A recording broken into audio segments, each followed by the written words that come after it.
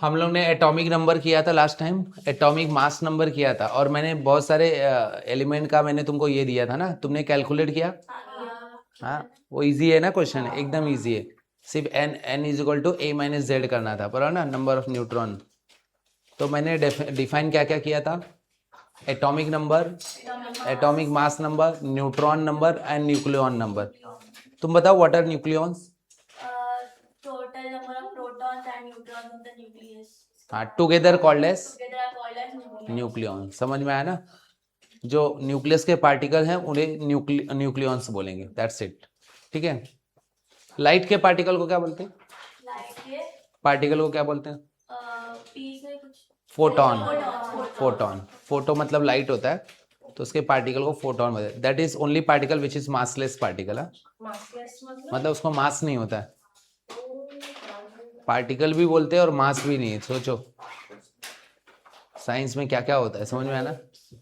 ये सुनो, अब हम लोग पढ़ने वाले हैं आइसोटोप्स। ए सुनो, आइसोटोप्स एंड आइसोबार्स पढ़ने वाले। क्या पढ़ने वाले हैं?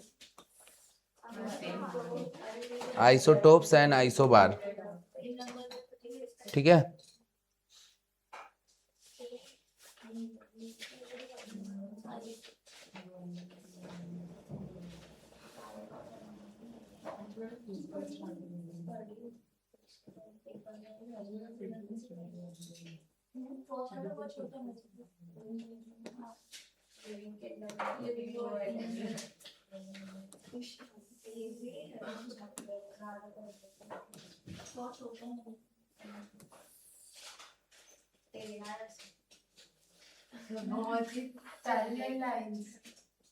ठीक है। क्या पढ़ेंगे हम लोग? आइसोटोप्स एंड आइसोबार्स पढ़ने वाले। ठीक है, ठीक है। हाँ पढ़ेंगे ना, डोंट वरी। ठीक है, ठीक है। अब इसके बाद सुनो मेरी बात बच्चे लोग, आज मैं सब ना कलर कलर में लिखने वाला हूँ। अच्छा लगता है? अब देखो एग्जाम्पल, देखो देखो, ये कलर अलग हो गया, ये अलग हो गया ना।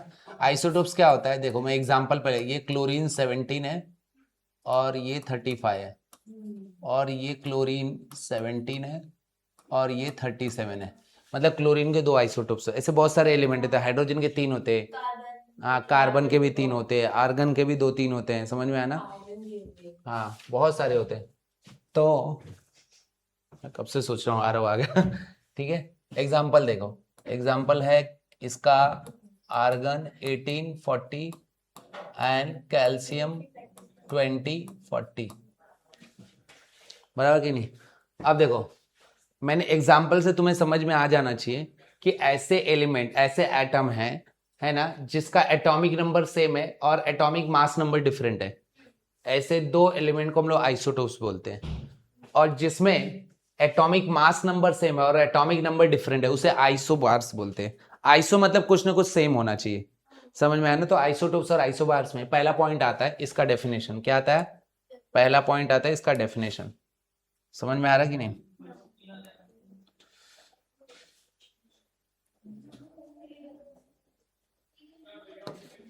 ठीक है, पहला पहला पॉइंट आ रहा है, isotopes are the atoms of same element, atoms of same element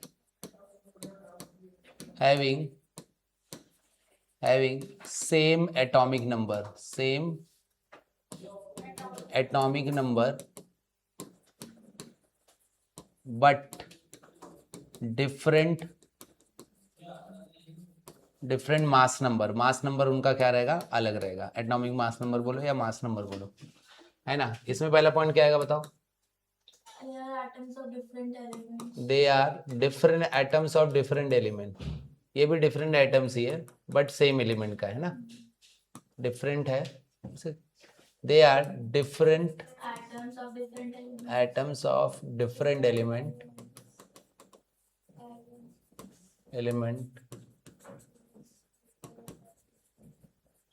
having same mass number but different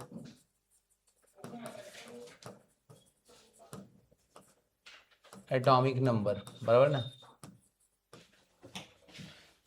दूसरा पॉइंट, अब they are the atoms of same element, that means they occupy same position in the periodic table, है ना। दे occupy,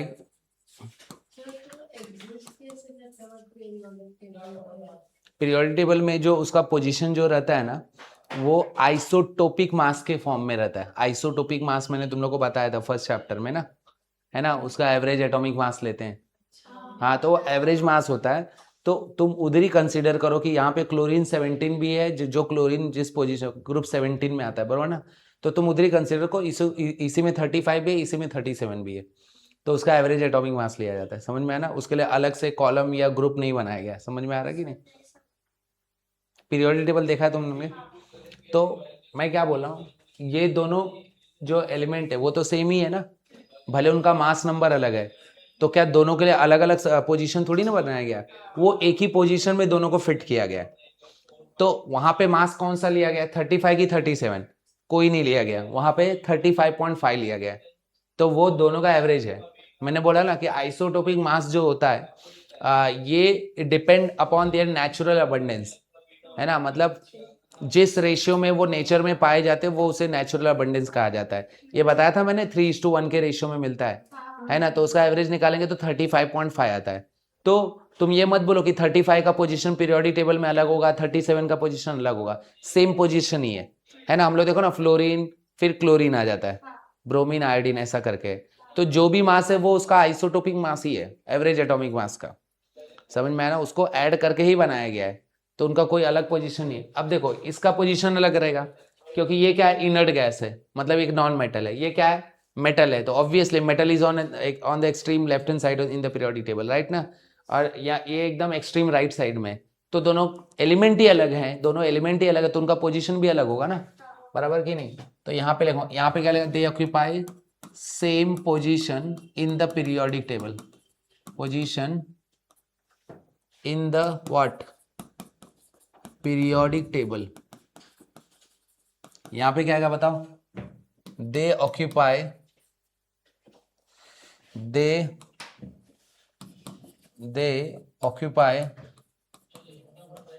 different position in the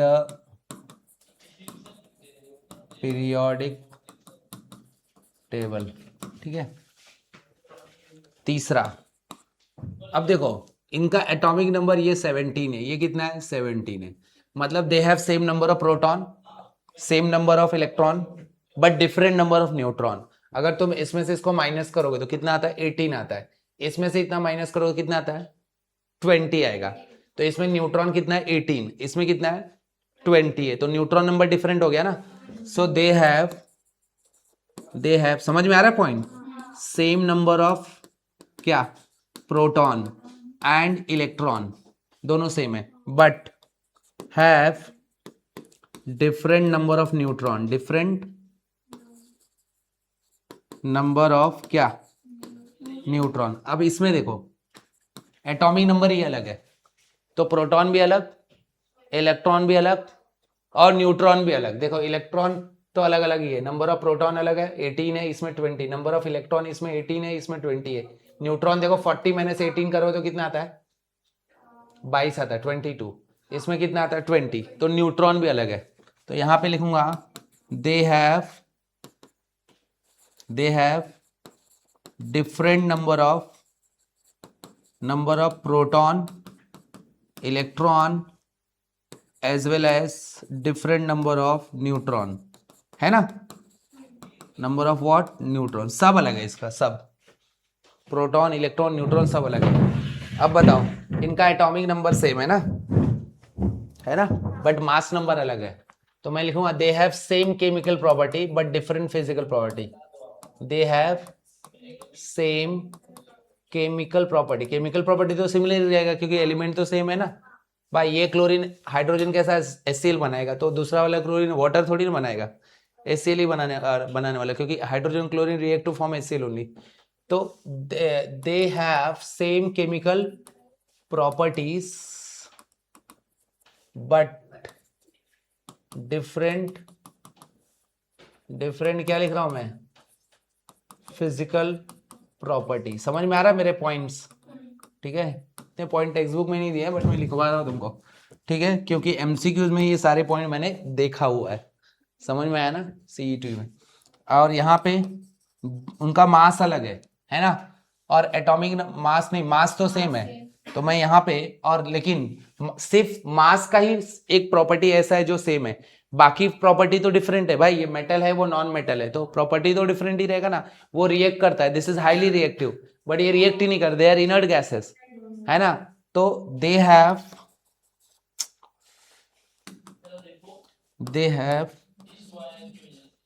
what, different chemical property, है ना। बोल। Same mass number है तो atomic number कैसे हुआ? And different physical property, physical property भी उसका क्या है, डिफरेंट है, accept mass.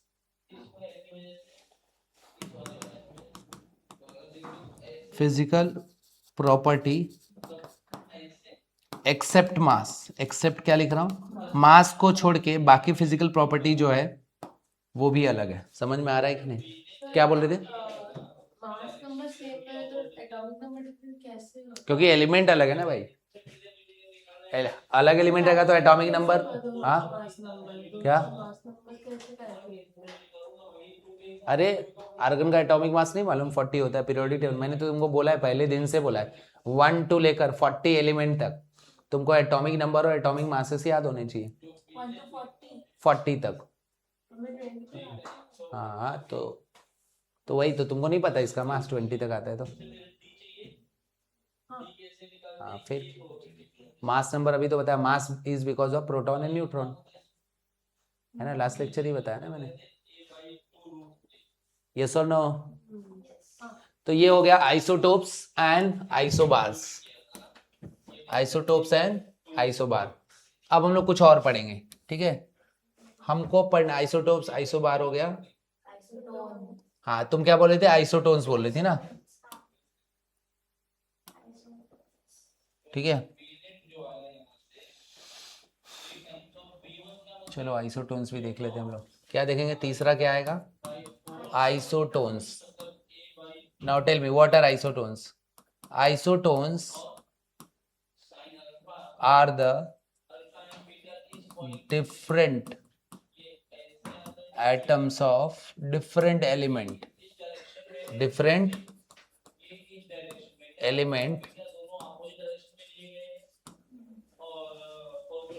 having same number of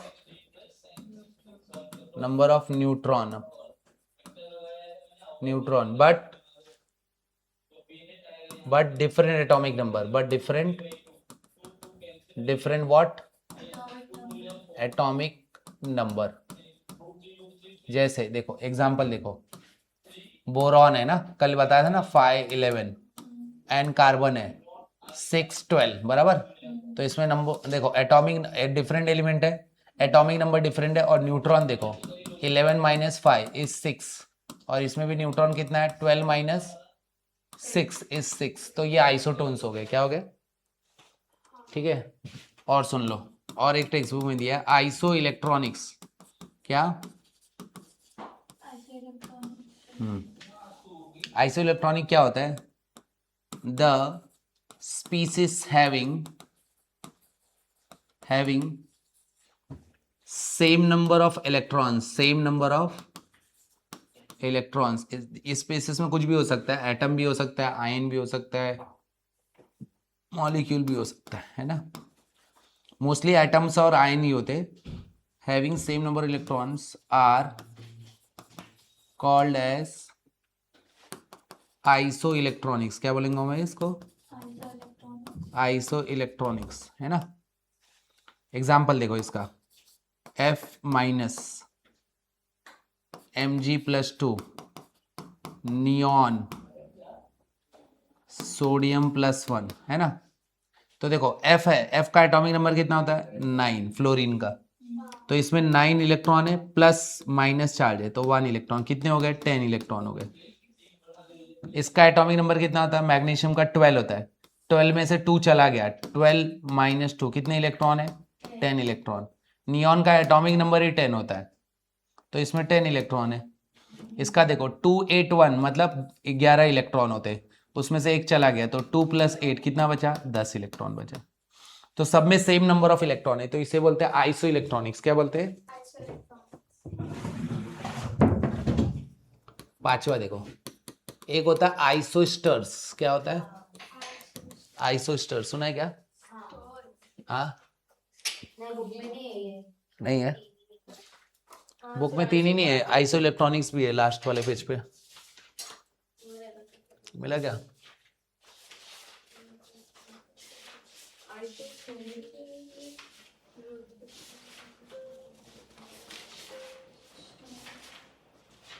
ये देखना आइसो इलेक्ट्रॉनिक, देखना मुझे यहाँ से दिख रहा है।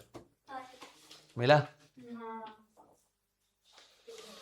तो स्पीसीज हैविंग सेम नंबर। अच्छा, एक आइसोस्टर्स भी सुन लो। द एटम्स और आयन, दीज आर एटम्स नहीं,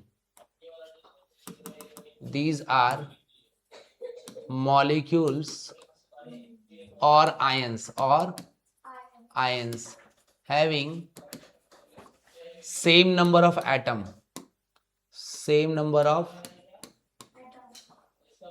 atoms and as well as same number of valence electron. जैसे एग्जांपल देखो, NO2 माइनस NO3, क्या है? O3 दिख रहा है तुमको? यहाँ पे कौन से कितने एटम है? एक नाइट्रोजन है, 2 ऑक्सीजन, तो 3 एटम हो गए। यहाँ पे कितने एटम है? 3 है, तो नंबर ऑफ एटम सेम हो गए। अब नंबर ऑफ इलेक्ट्रॉन देखो, N है, O है, O है, बराबर ना? N मतलब नाइट्रोजन, तो इसका एटॉमिक नंबर 7, तो ये 2,5, ये 8 है तो 2,6, ये भी 8 है तो 2,6। देखो 6 6 12 5 17 और एक, टोटल कितने इलेक्ट्रॉन हो गए? 18। अब इसमें देखो 3 ऑक्सीजन एटम, कितने? 3, 1 2 3, है ना? 8 8 8। अब इसका वैलेंस इलेक्ट्रॉन देखो, 2,6 2,6 2,6, 6 6 6, कितने हो गए? 18 इलेक्ट्रॉन हो गए, है ना? तो सेम नंबर यहाँ पे देखो, total number of electron same होने चाहिए आइसो इलेक्ट्रॉन, और यहाँ पे वैलेंस इलेक्ट्रॉन सेम होने चाहिए, इसलिए मैंने आइसोस्टर्स बताया। क्योंकि एमसीक्यूज तुम्हें आइसोस्टर्स का तो नहीं पूछेगा, लेकिन ऑप्शन में तुम्हारे आइसोस्टर्स हो सकता है। Which of the following species, है ना? या स्पीसीज देगा, which of the following is isotope, isobar या आइसोस्टर, आइसो इलेक्ट्रॉनिक। हाँ, किसमें कन्वर्ट नहीं हुआ? मैं तुमको बता रहा हूँ, इसमें 3 एटम है, 1 2 3। कन्वर्ट कहाँ हुआ? मैं कहाँ रिएक्शन लिख रहा हूँ, है ना? तो जान दो, अभी तो बहुत कुछ आइसो डायफर है नॉलेज। तुम सीईटी पढ़ रहे हो ना, ठीक है, बस सीईटी के लिए इतना बहुत है, ठीक है, लिख लो। समझ में आया कि नहीं? टेक्स्ट बुक दिखा दो, इसमें आइसो इलेक्ट्रॉनिक का डेफिनेशन क्या दिया? यस,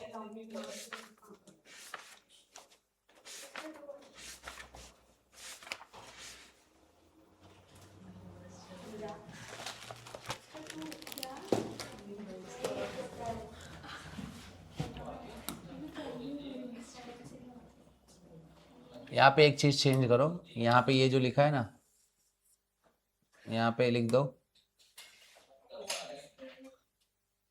कैसे मिटाते हैं इसको? देखो,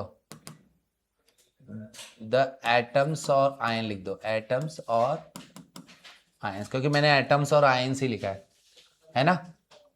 हैविंग सेम नंबर ऑफ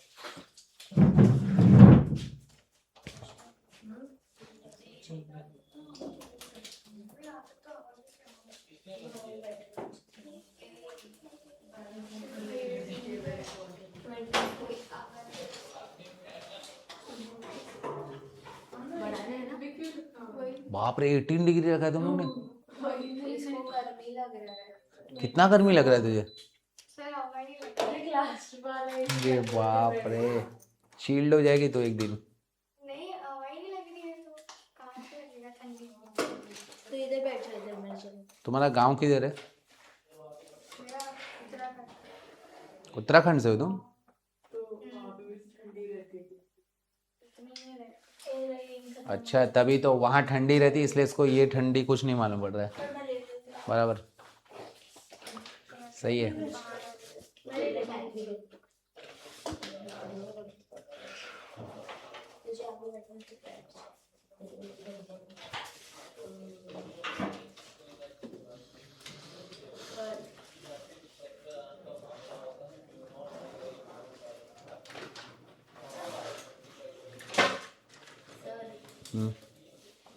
लिखो लिखो। तुम्हारे वो वाले नोट्स में आइसोटोप्स आइसोबार्स लिखा है? नहीं तुम्हें तो स्ट्रक्चर ऑफ एटम एकदम याद हो जाएगा, है ना? तो पढ़ना पड़ेगा ना। नहीं तो आइसोटोप बार किया ही नहीं किया ना? ये देखो, ये क्या फोर, ये तुम्हारा वो है, क्या बोलते हैं? प्लैंक्स का। नहीं, थ्रेशोल्ड फ्रीक्वेंसी, क्या बोलते हैं, फोटोइलेक्ट्रिक इफेक्ट, फोटोवोल्टिक से लगा है पूरा। ये प्योरली जेई मैंने बताया क्या? तो भाई तो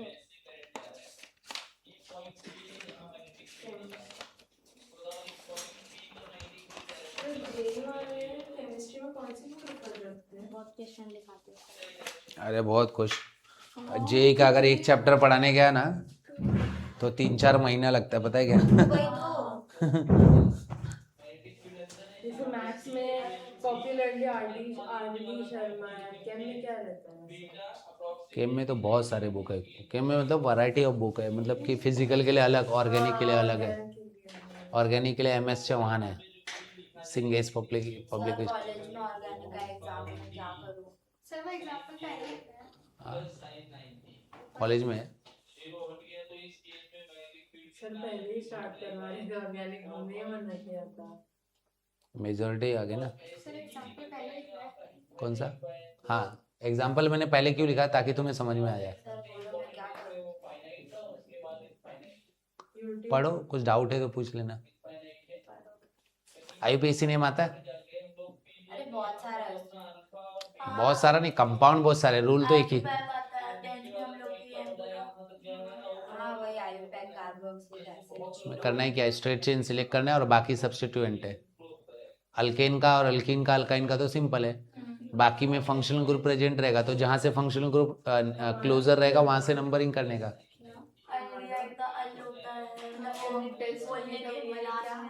अभी जैसे मैं तुमको पूछूं, सुनो, ये देखो, इसका नाम क्या होगा बता?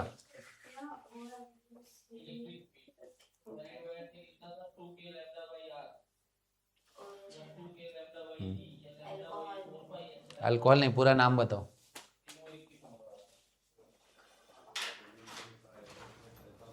लिखो।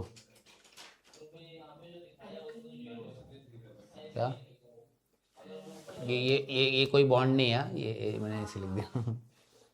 हमने ऐसे हमें से वो स्ट्रेट वाला आता है 10th में, बस वो बेस C बना दिया और C के ब्रांचेस कर दिए कोई भी। हमें सिर्फ वो वाला पता है, अभी तक हमें ऐसे ऐसे वाला कोई नहीं किया। इसको बोलते हैं बॉन्ड लाइन स्ट्रक्चर। सर नहीं आ रहा है। देख यहाँ पे, every and and bend, and है तो कार्बन, बेंड है तो कार्बन, एंड है तो कार्बन, ये स्लोगन याद रखो। हाँ, या every corner is a carbon, right. देख यहाँ पे OH है तो इधर तो कार्बन होगा नहीं भाई, ये कार्बन है, ये कार्बन, ये कार्बन, बेंड है ना इधर, बेंड कार्बन, बेंड है कार्बन, इधर भी कार्बन, ये एंड है तो कार्बन, है ना। इधर देखो, अगर यहाँ पे एक बॉन्ड है तो कार्बन का वैलेंसी कितना आता है? 4। तो एक स्लोगन याद रखो, और एक, जहां कम वहां हम, हर दम हाइड्रोजन। मतलब ये कार्बन है दिख रहा है, तो एक वैलेंसी हो गया इसका, बाकी 3 कम है तो 3 हाइड्रोजन। 1 done 3 moult. यहाँ पे कितने बॉन्ड है कार्बन के? 1 2 3 है भाई, 3 बॉन्ड है, तो 3 डन 1 मोर, है ना। यहाँ पे भी 3, 3 डन 1 मोर, 2 डन 2 मोर, 2 बॉन्ड है तो 2 हाइड्रोजन चाहिए। अब सिलेक्ट द लॉन्गेस्ट चेन, बराबर ना। अब इसमें कोई सब्स्टिट्यूएंट भी नहीं है, सब्स्टिट्यूएंट भी नहीं है, तो मैं नंबरिंग कहाँ से करूँ बताओ, इधर से करूँ? नहीं, यहाँ से करूँगा, बिकॉज यहाँ पे फंक्शनल ग्रुप है OH। तो देखिए ये फर्स्ट कार्बन 1 2 3 4। अब बता, डबल बॉन्ड भी है इसमें, कितने कार्बन है? 1 2 3 4। अगर यहाँ पे डबल बॉन्ड नहीं होता मान ले, तो ये तो अल्केन होता, अल्केन बिकम्स अल्केनॉल, अल्केन का ई रिप्लेस करो और ऑल लगा दो उसमें, है ना। तो यहाँ पे अगर डबल बॉन्ड नहीं होता तो ये ब्यूटेन 1 ऑल होता, ब्यूटेन 1, अगर डबल बॉन्ड नहीं होता तो। लेकिन डबल बॉन्ड आ गया ना, तो मैंने नंबरिंग किया, तो मैं लिखूंगा but 4 carbon, but. Double bond कहाँ पे बता? सेकेंड कार्बन से, तो यहाँ पे डैश करने का, ब्यूट डैश 2 लिखा, फिर डैश, बराबर। डबल बॉन्ड के लिए इन, है ना, तो इन हो गया, ब्यूट 2 इन हो गया, ऑल। इन में ई भी आता है आगे, बट ई को रिप्लेस करने का, तो ऑल लगाने, ऑल लिखने का, बट ऑल कहाँ पे आता है? फर्स्ट कार्बन पे। तो यहाँ पे ब्यूट 2 इन हो गया, यहाँ पे फिर डैश करके 1 ऑल कर देने का, समझा? ये छोड़ के मैं बाकी दोनों का चल छोड़ने का नहीं भाई, यूनिट टेस्ट का डेट आया 2 सितंबर के मेरा 31 से ही है। कहाँ पे? कॉलेज का? हाँ तो आए, कौन कौन सा चैप्टर है उसमें? पोर्शन आया नहीं है, पर मेरे को अभी कॉलेज में वो ऑर्गेनिक का चालू नहीं हुआ है। नहीं हुआ है, तो तुम्हें यही सब चैप्टर रहेगा फिर। हाँ, एटॉमिक मेरे कॉलेज में मैंने ऑर्गेनिक ही रखा है, पहला ही चैप्टर वो वाला 14। सर अगर मैं इसका ऑप्शन वो एथलेटिक वाला सब बेसिक कॉन्सेप्ट वो है सिलेबस में, 3 चैप्टर है। हाँ करके जाओ, लेकिन ऐसा नहीं कि पूरा ही ऑप्शन में छोड़ दो। पूरा नहीं ऑप्शन है, जो आ रहा है हाँ जो आ रहा है वो पढ़ो, जैसे इंडक्टिव इफेक्ट, इलेक्ट्रोमैग्नेटिक इफेक्ट, वो है ना, सब होमोलाइसिस। मैं आपको उनका नोट्स दिखाऊंगी, इतना सारा दिया है ना। हाँ। पांडे सर ने नहीं, रंजीत सर ने।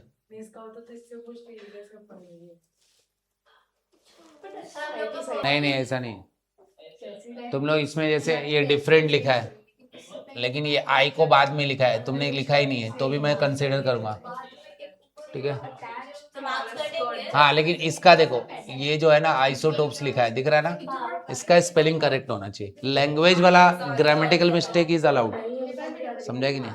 ओके।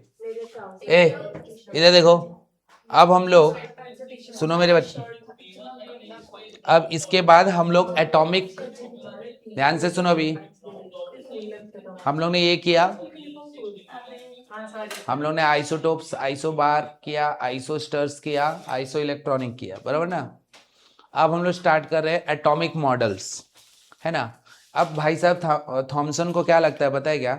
उसको लगता है कि उसने डिस्कवरी ऑफ इलेक्ट्रॉन कर लिया, और क्या बोलते हैं, मैं नोबेल प्राइज विनर हूँ, है ना, मेरा बहुत नाम हो गया, मेरे पास बहुत पैसे हो गए, तो जो मैं बोलूँगा वही सही होगा।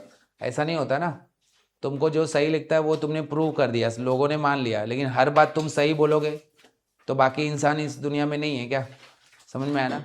तो उसने फिर भी एक रॉन्ग मॉडल दिया, रॉन्ग एटॉमिक मॉडल, लेकिन हम लोग थोड़ा पढ़ते हैं उसके बारे में, ताकि तुम जब तुम इसके बाद वाला मॉडल पढ़ोगे ना, तो फिर वो तुमको अच्छे से समझ में आएगा, समझ में आया ना।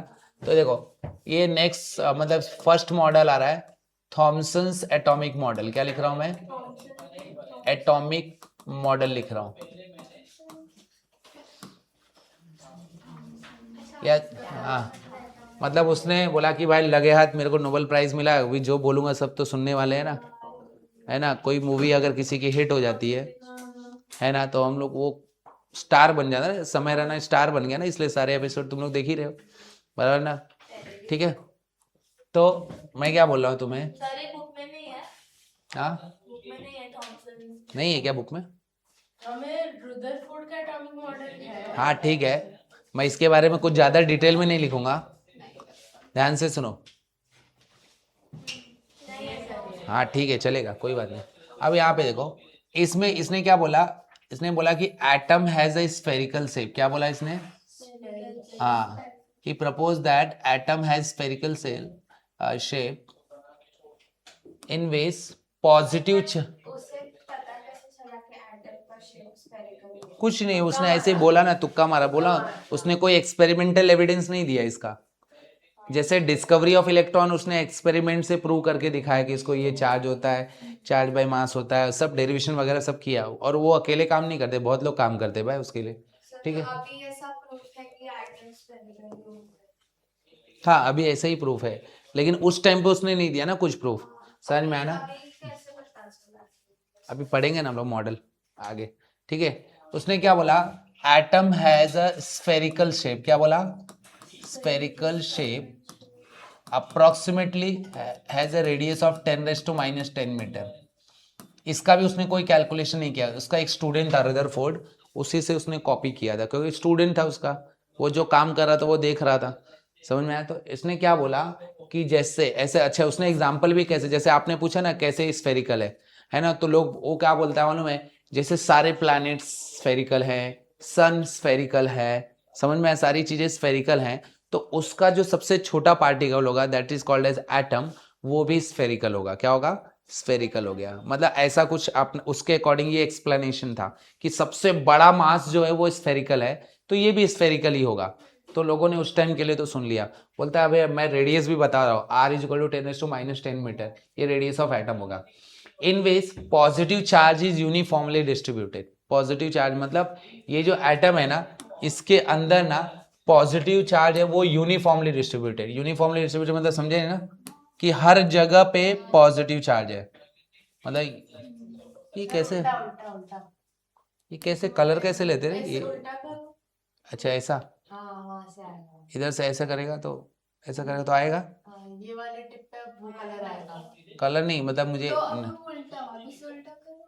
वापस उल्टा करूं, हाँ और अब लिख अभी ट्राई करो, अब ट्राई अब करूं, नहीं अरे नहीं लिखो है। अबे अरे नहीं आ रहा है भाई, अरे वो स्मॉल टिप हो गया। मुझे colour, small tip small tip. ये रेड सेलेक्ट करो। रेड सिलेक्ट करो, हो गया हो गया। तो ऐसा रहे, मतलब मुझे ऐसा पूरा पेंट करना था, ऐसा नहीं होगा। तो उसका ये करो, फिर से जाओ पेन पे, उसका ये नहीं जो 2 है ना उसको बड़ा कर, मतलब वो साइड, अच्छा ये वो जो लाइन है, लाइन अरे लाइन लेफ्ट हैंड साइड, अरे नीचे। ये हाँ वेरी नाइस। बस हो गया, अच्छा सही रे। देखो तो उसने क्या बोला, atom has a spherical shape in which positive charge is uniformly distributed. ये पूरा पॉजिटिव चार्ज है, ये एटम का शेप होगा उसके अकॉर्डिंग। हाँ वैसे क्या है? वैसे भी स्फेरिकल ही है भाई, कंसीडर तो किया ना भाई, थोड़ा बहुत दिमाग तो लगाते हैं लोग, ठीक है। ये पूरा पॉजिटिव चार्ज है, समझ में आया ना, ये पूरा क्या है, सर तो अर्नेस्ट रदरफोर्ड उसका स्टूडेंट था, यस। तो फिर उसके स्टूडेंट ने फिर प्रोटॉन डिस्कवर किया। हाँ अपने टीचर को कुछ करते देते ऑब्वियसली, मैं हम लोग भी अपने स्टूडेंट से कुछ ना कुछ सीखते ही है ना। अभी कोई कोई बच्चा ऐसा भी डाउट पूछता है, मैं भाईंदर में जिस क्लास में पढ़ाता हूँ, एक बच्चा है सीईटी का ही है, लेकिन ऐसे ऐसे डाउट पूछेगा ना, वो एमसीक्यूज में ही रोक देता है मेरे को। मैं बोला भाई तुझसे मेरे को बड़ा डर लगता है, मुझे समझ में नहीं आता तू मुझसे क्या पूछ लेगा, है ना। अच्छा हो मेरे को आंसर आते रहते, नहीं तो मेरी तो बेइज्जती हो जाएगी क्लास में, है कि नहीं। लेकिन अब वो मुझे मान गया है कि मुझे कुछ तो आता ही है, समझ में आया ना। So atom has a spherical shape, approximately has a radius of 10⁻⁻10 metre, in which positive charge is uniformly distributed। मतलब ये जो पूरा है ये तुम्हारा क्या है, पॉजिटिव चार्ज। अरे बाप रे ये भी बड़ा हो गया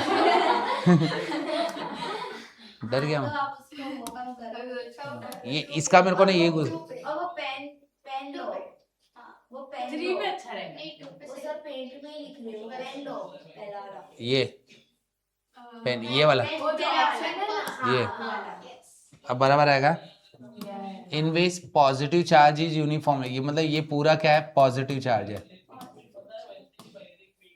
समझा कि नहीं। एंड पूरा पॉजिटिव चार्ज हो गया, ये जो ये रेड कलर वाला पार्ट है, and electrons are embedded into it, है ना। नेगेटिव चार्ज, वो भी they are embedded into it uniformly. Electrons मान लो ये भी तो, हाँ देखो electrons are embedded into it, मतलब ये नेगेटिव चार्ज दिख रहा है तुमको, ये नेगेटिव चार्ज है।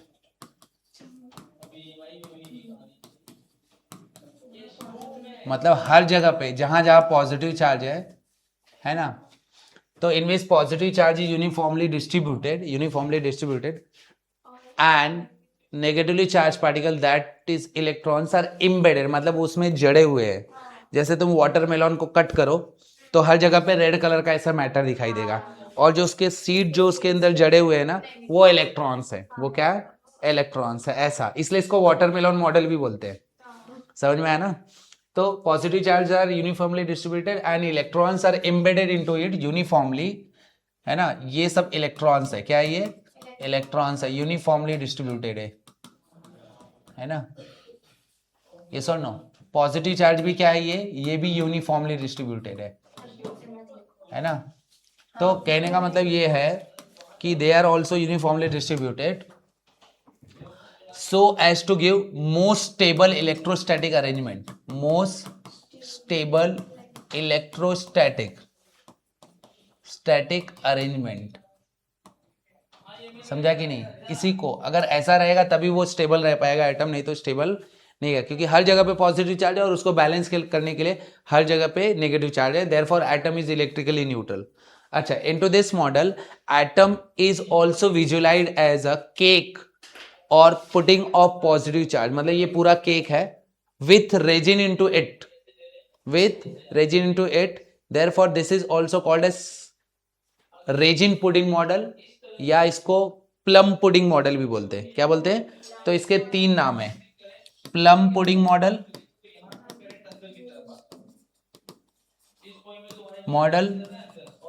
और क्या बोलते हैं? रेजिन मतलब इलेक्ट्रॉन हो गए, है ना? और पूरा केक और पॉजिटिव चार्ज है। ठीक है, इट इज ऑल्सो मॉडल, ये मॉडल लिखा है मॉडल, और it is also known as watermelon model. समझ में आया ना? बाकी कुछ इसको इसके बारे में पता नहीं था, है कि नहीं? यही है ये मॉडल, बाकी कुछ नहीं। रेडियस बता दिया, ठीक है, वो भी दूसरे का चुराया हुआ है। समझ में आया ना? बाकी कुछ नहीं। तो फिर से सुन लो, atom has a spherical shape which has a radius of 10⁻⁻10 meter in which positive charge is uniformly distributed and electrons are embedded into it uniformly so as to give more stable electrostatic arrangement। बराबर ना? It is also visualized as a cake of positive charge। पूरा क्या है? It is a cake of positive charge with resin into it। इसलिए इस model को हम लोग क्या बोलते हैं? ये नेगेटिव चार्ज हो गया, है ना? प्लम पुडिंग मॉडल या रेजिन पुडिंग मॉडल या वाटरमेलन मॉडल, बस इतने ही लिख लो। समझ में आया ना? अब ये मॉडल में कुछ खास तो दम नहीं था, इसलिए इसको डिस्कार्ड कर दिया गया। Therefore we are going to study new model. लग रहा है ना स्फेरिकल जैसा बना दिया ना? लिख लो बेटा, लिख लो। आएगा फिर जब तुमको उसमें सीईटी क्वेश्चन में की, मैं बोला ना ऑप्शन में आता है।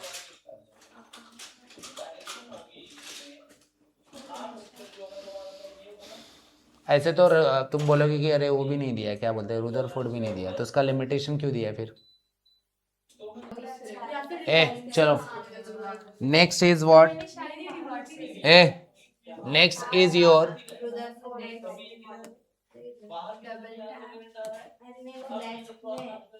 that is Rutherford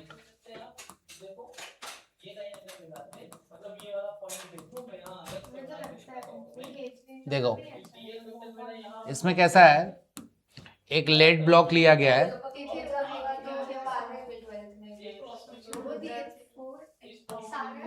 देखो इसमें एक लेड ब्लॉक लिया गया है,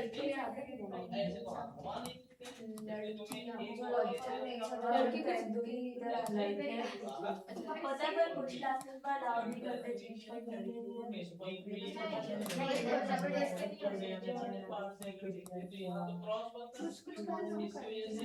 मेरी दोस्त क्या करना मैं उनको डालती हूँ बेड को चेंज करता हूँ और उनका तो मेडिकल में ज्यादा नेचुरल बट ऐसा नहीं ए सिलेक्ट कर सकते हैं ये वाला हाँ, क्या बात करे, ऐसा ऐसा तो नहीं होगा भाई, वो क्या है वो किधर है वो देखो नीचे ये वाला? सेकंड लास्ट हाँ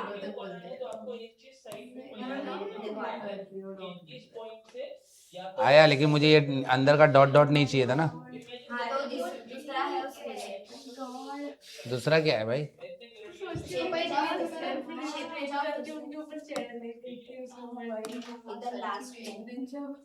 एकदम लास्ट में नीचे बहुत ज्यादा ये वहाँ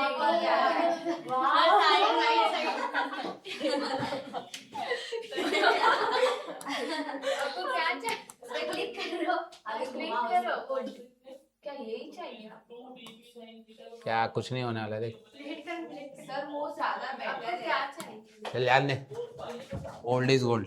देखो यहाँ पे ना एक लेड ब्लॉक लिया गया है, ये लेड ब्लॉक है जिसके अंदर radio active material like radium रखा गया। मान लो रेडियम भी एक एलिमेंट है, पता है कि नहीं, या यूरेनियम, कुछ भी है।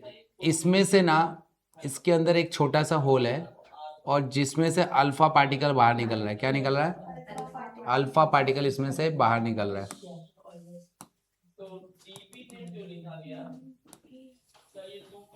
This is a beam of alpha particle, है ना।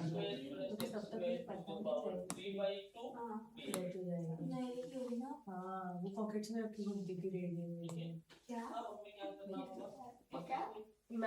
मैजिक थ्योरी जिसने सब ढूंढना सब ना तो ये पॉकेट में रखी घूमती थी। इसका ये लाइन का कलर मेरे को चाहिए। करो अरे इसको डिलीट करो हाँ वो फिर से शेप्स में जाओ हाँ ऊपर है ना बॉर्डर कलर या फिल कलर हाँ फिल कलर। अरे बॉर्डर कलर आएगा रे बॉर्डर हाँ ओके जो कलर है ना इतना 7th या तो 8th में था मैंने ना 6th में कुछ पढ़ा है इंटर ठीक है। वाइट कलर सोच लिया तो वाइट ही चाहिए मेरे को, ठीक है। इसमें से अल्फा पार्टिकल निकल रहे है ना, and they are allowed to pass through the narrow slit, मतलब इसमें स्लिट लगाया गया ऐसा।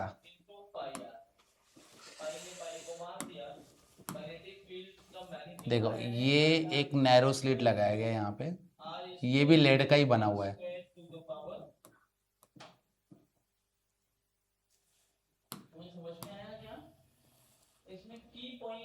ठीक है,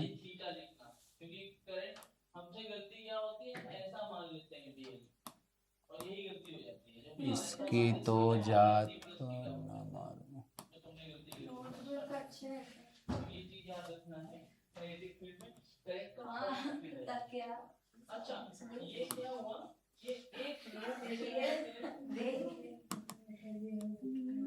देखो ये नैरो स्लिट लगाया गया, समझा। एंड दे आर, अब इसमें से बाहर निकल रहा है देखो अल्फा पार्टिकल, और इधर ना एक गोल्ड फॉइल है। क्या है? गोल्ड फॉइल, गोल्ड का फॉइल है। जैसे सिल्वर फॉइल, एल्युमिनियम फॉइल पता है ना, वैसे ही। They are surrounded by a zinc sulphide material. Gold non reactive है या कुछ और? क्या रीजन क्या था कि गोल्ड नॉन रिएक्टिव है या कुछ और? अनरिएक्टिव, इसलिए। समझ में आया ना। गोल्ड फॉइल कुछ इस तरह से वो लोग ने बनाया। गोल्ड फॉइल कितने का मिलेगा मार्केट में? भाई बहुत महंगा है ना गोल्ड, हाँ पता है ना। फॉइल कितने का रहेगा उतने ही प्राइस में बन रहा है, 40 कुछ है अभी पर ग्राम। हाँ गोल्ड, ये गोल्ड का फॉइल, कलर अच्छा नहीं लग रहा है ना। गोल्ड ऐसा थोड़ी ना होता है कर सकते हो आप, कर सकते हो इसमें।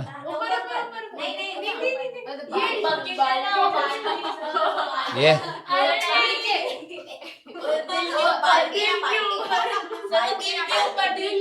ये माँ का वो वाला अच्छा रहेगा, ब्लैक ब्लैक के ऊपर। गोल्ड किस कलर का दिखता है? Yellow colour. सर वो ब्लैक के ऊपर।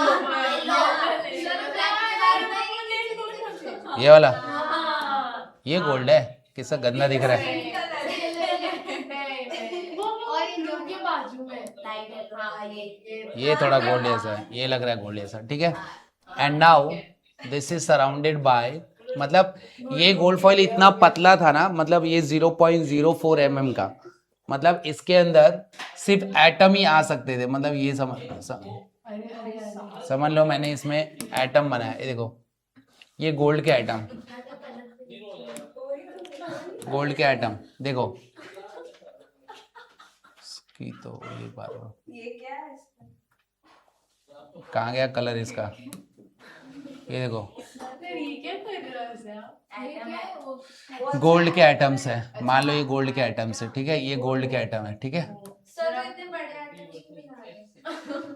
हाँ, अरे उसमें कर दो वो, इसमें कलर चेंज कर, इसमें गोल गोल बना दो। ये बार बार ऐसा करना अरे पड़ेगा। नहीं वो उसमें करो ना, वो लेफ्ट हैंड साइड में।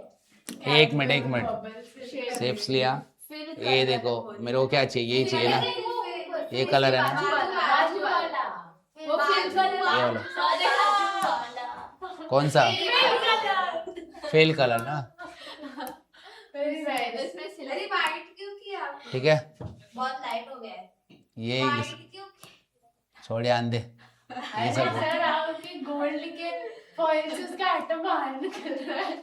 जान देना, मतलब कहने का मतलब ये गोल्ड फॉइल, ठीक है, ये बहुत बड़ा आइटम बन गया, ठीक है।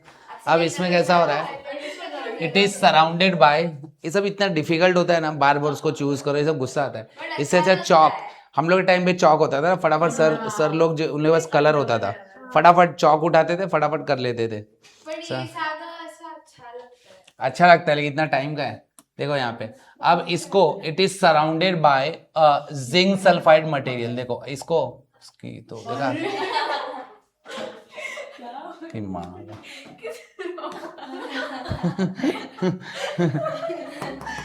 ऐसा हो रहा है। अब यहाँ पे जिंक सल्फाइड मटेरियल लगाया हुआ है, कौन सा? जिंक सल्फाइड, जानिए।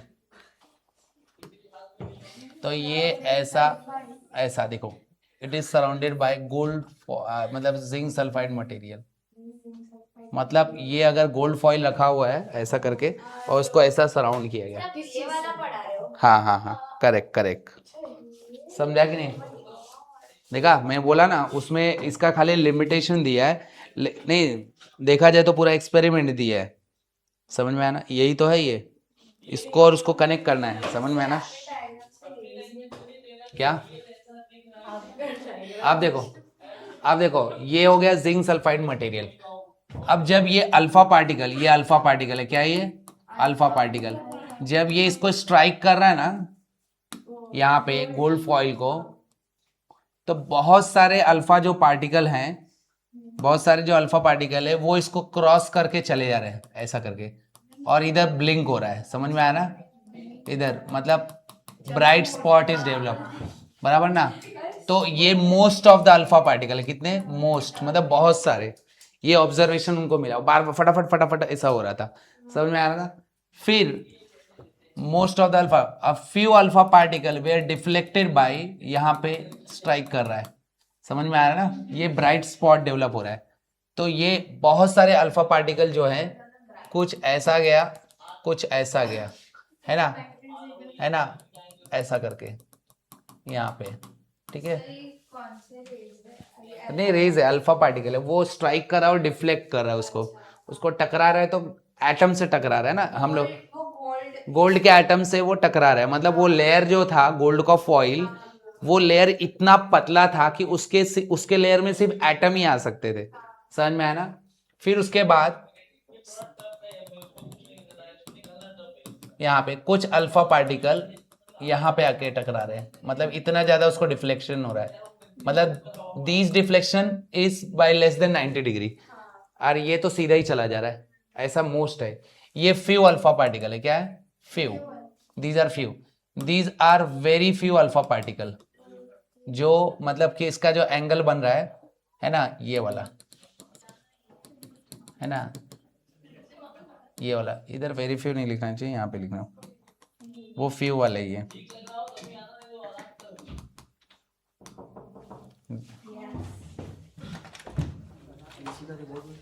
एसी का रिमोट किधर?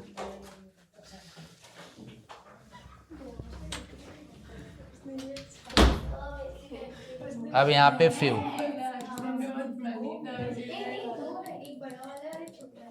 हाँ क्या हो गया? वो बड़ा वाला है तो सब एक ये है वेरी फ्यू अल्फा पार्टिकल। क्या है? वेरी फ्यू अल्फा पार्टिकल, बराबर ना। एंड देखो कुछ पार्टिकल ऐसे थे, मतलब ये इसको टकराए and they were bounce back, मतलब पूरा 180 डिग्री से वापस आ गए। तो ये इसका ऑब्जर्वेशन था। तो मैं यहाँ पे ऑब्जर्वेशन लिख रहा हूँ, देखो ऑब्जर्वेशन। इसमें पहला पॉइंट है most of the alpha particle, most of alpha particle were deflected went undeflected, मतलब उनको कोई डिफ्लेक्शन नहीं मिला। दे आर, मतलब वो गोल्ड फॉइल को हिट तो किए बट उसको क्रॉस करके चले गए, उसको कोई दे वेंट अनडिफ्लेक्टेड, बराबर ना। ये मोस्ट हुआ। फिर इसमें लिखा मैंने few alpha particle. Few alpha particle मतलब लेट्स से 1 आउट ऑफ 8000। हाँ, विदाउट एनी डिफ्लेक्शन चला गया, है ना। मतलब उसको स्ट्राइक किया, उसको क्रॉस करके चला गया। हाँ, बाहर चला गया। सोचो यही तो बात है ना, एटम के अंदर गया लेकिन उसको क्रॉस करके, जैसे एक्सरेज नहीं होता वो बॉडी के अंदर घुस जाता है, समझ में आया ना। हाँ, तभी तो वो जहाँ पे हड्डियां टूटी उसका एक्सरे पता चलता है कि क्या हुआ है, कैसे एक्सीडेंट हुआ है, तो कितना उसको वो करना पड़ेगा। हाँ, they were deflected by less than 90 degree, बराबर। फिर तीसरा देखो मैं क्या लिख रहा हूँ, देखो ये इधर मोस्ट लिखा है, इधर फ्यू लिखा है।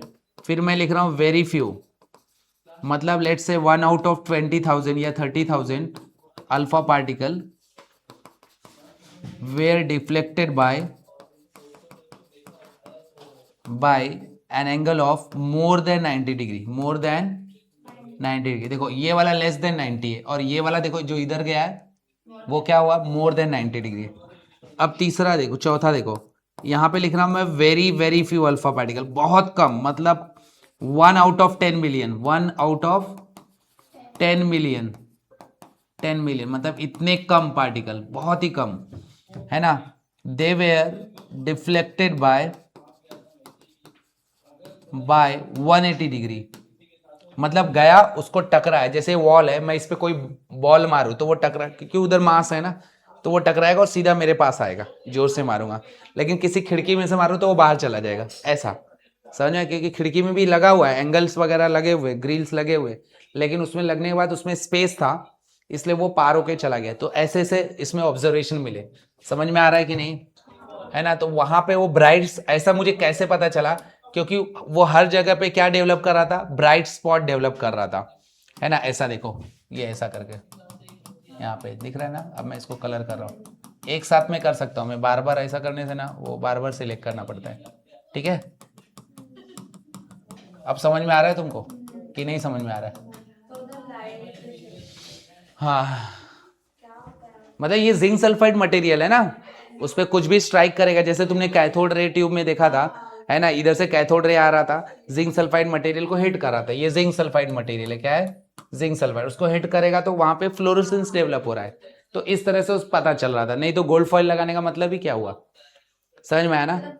ये बहुत फास्ट हो रहा था इसलिए मोस्ट लिखा है, उससे थोड़ा सा स्लो ये हो रहा है इसलिए फ्यू लिखा था, उससे बहुत कम क्या हो रहा था, ये वाला हो रहा था, मतलब मोर देन 90 डिग्री वाला, तो ये क्या हो गया, वेरी फ्यू हो गया।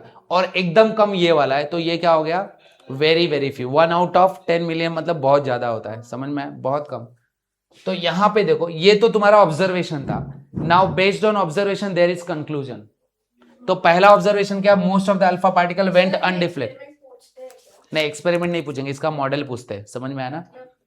मॉडल मतलब उसका उसमें मेन पॉइंट क्या है, हाँ नहीं मतलब, लेकिन तुमको मॉडल समझेगा कैसे जब एक्सपेरिमेंट ही नहीं समझोगे तो, है ना। तो यहाँ पे देखो पहला पॉइंट आएगा ऑन ये कंक्लूजन लिख रहा हूं मैं, क्या लिख रहा हूं, कंक्लूजन लिख रहा हूं। तो पहला पॉइंट है बहुत सारे अल्फा पार्टिकल इसको क्रॉस करके चले गए, है ना, क्रॉस करके, इसका मतलब एटम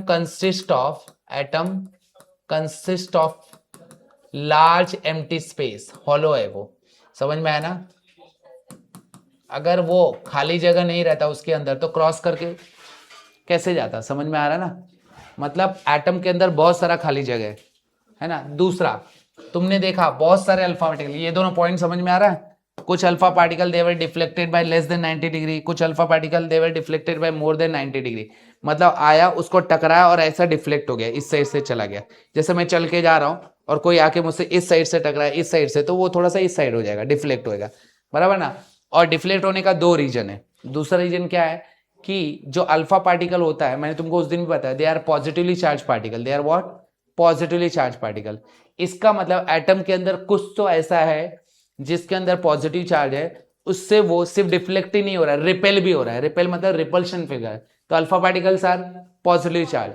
और एटम के अंदर कौन सा पॉजिटिव चार्ज होता है, proton, and they are present in the nucleus. तो दिस वाज द साइंटिस्ट, उसने पहले बोला कि एटम के अंदर न्यूक्लियस होता है। क्या होता है, न्यूक्लियस होता है। ये पहला साइंटिस्ट था। थॉमसन ने क्या बोला, everywhere there is positive charge, तो हर जगह न्यूक्लियस है क्या, नहीं ना। Everywhere there is negative charge, हर जगह इलेक्ट्रॉन है क्या, ऐसा नहीं है।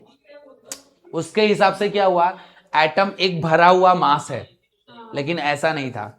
अगर ऐसा होता तो ये पार्टिकल क्रॉस करके क्यों जाते, उसको नहीं समझा मैं क्या बोल रहा हूं, समझ में आ रहा है ना। हर जगह मास होता है ना, है ना, तो वो जाते और सब टकरा के वापस ही आ जाते, ना ही उनको डिफ्लेक्शन मिलता, ना ही वो बहुत सारे क्रॉस करके जाते, समझ में आया ना। तो दूसरा पॉइंट लिखूंगा, the positively charge alpha particle, the positively charge alpha particle, क्या लिख रहा हूं मैं, alpha particle get deflected and get repelled by, क्या लिख रहा हूं, get repelled by the positive charge present in the nucleus, charges present in the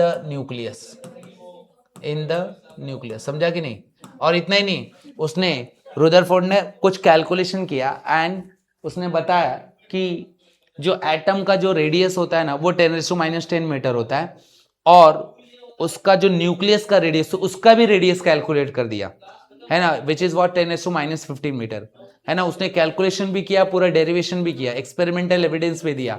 इसीलिए ये भी बोला कि the volume of nucleus, radius कितना मैंने बोला, radius of atom is, it is of atom, radius of atom is found to be, are बराबर कितना है 10 metre, and that of nucleus का रेडियस कितना बताया उसने, 10⁻15 मीटर। मतलब देख रहे हो, न्यूक्लियस उससे 5 टाइम्स छोटा है, इसका नेगेटिव पावर बढ़ गया ना, ये 10⁻10 है। तो इससे क्या पता चला, इसका जो वॉल्यूम है एटम का, है ना, वो बड़ा है और वॉल्यूम ऑफ न्यूक्लियस बहुत छोटा है। मतलब वॉल्यूम ऑफ एटम, ऐसा लिख रहा हूं, the total volume of nucleus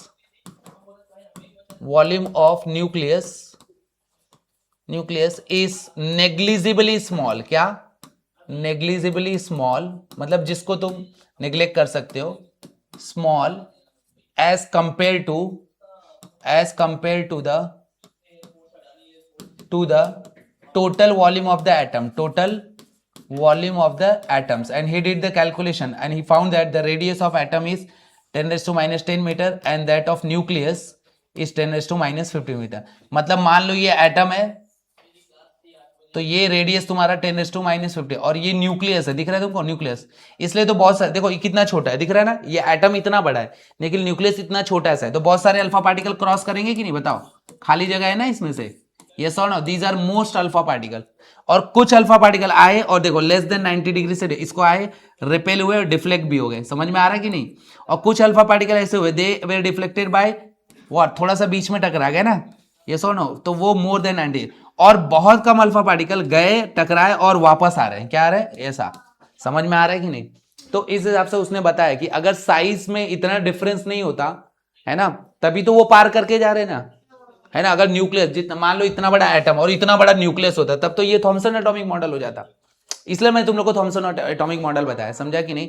बीच में न्यूक्लियस है और ये मतलब ऐसा एटम है और इसमें से अल्फा पार्टिकल क्रॉस करके चले जा रहे हैं, समझ में आना। जो थोड़ा भी टच करे वो डिफ्लेक्ट हो रहे हैं, और जो एकदम बीच में आ गया, जैसे मैं चल रहा हूं, कोई मेरे से सामने से ही टकरा गया है ना, या तो मैं गिर जाऊंगा या तो वो ही गिर जाएगा, समझ में आ रहा है मैं क्या बोल रहा हूँ, क्योंकि वो बीचों बीच टकरा है मेरे से।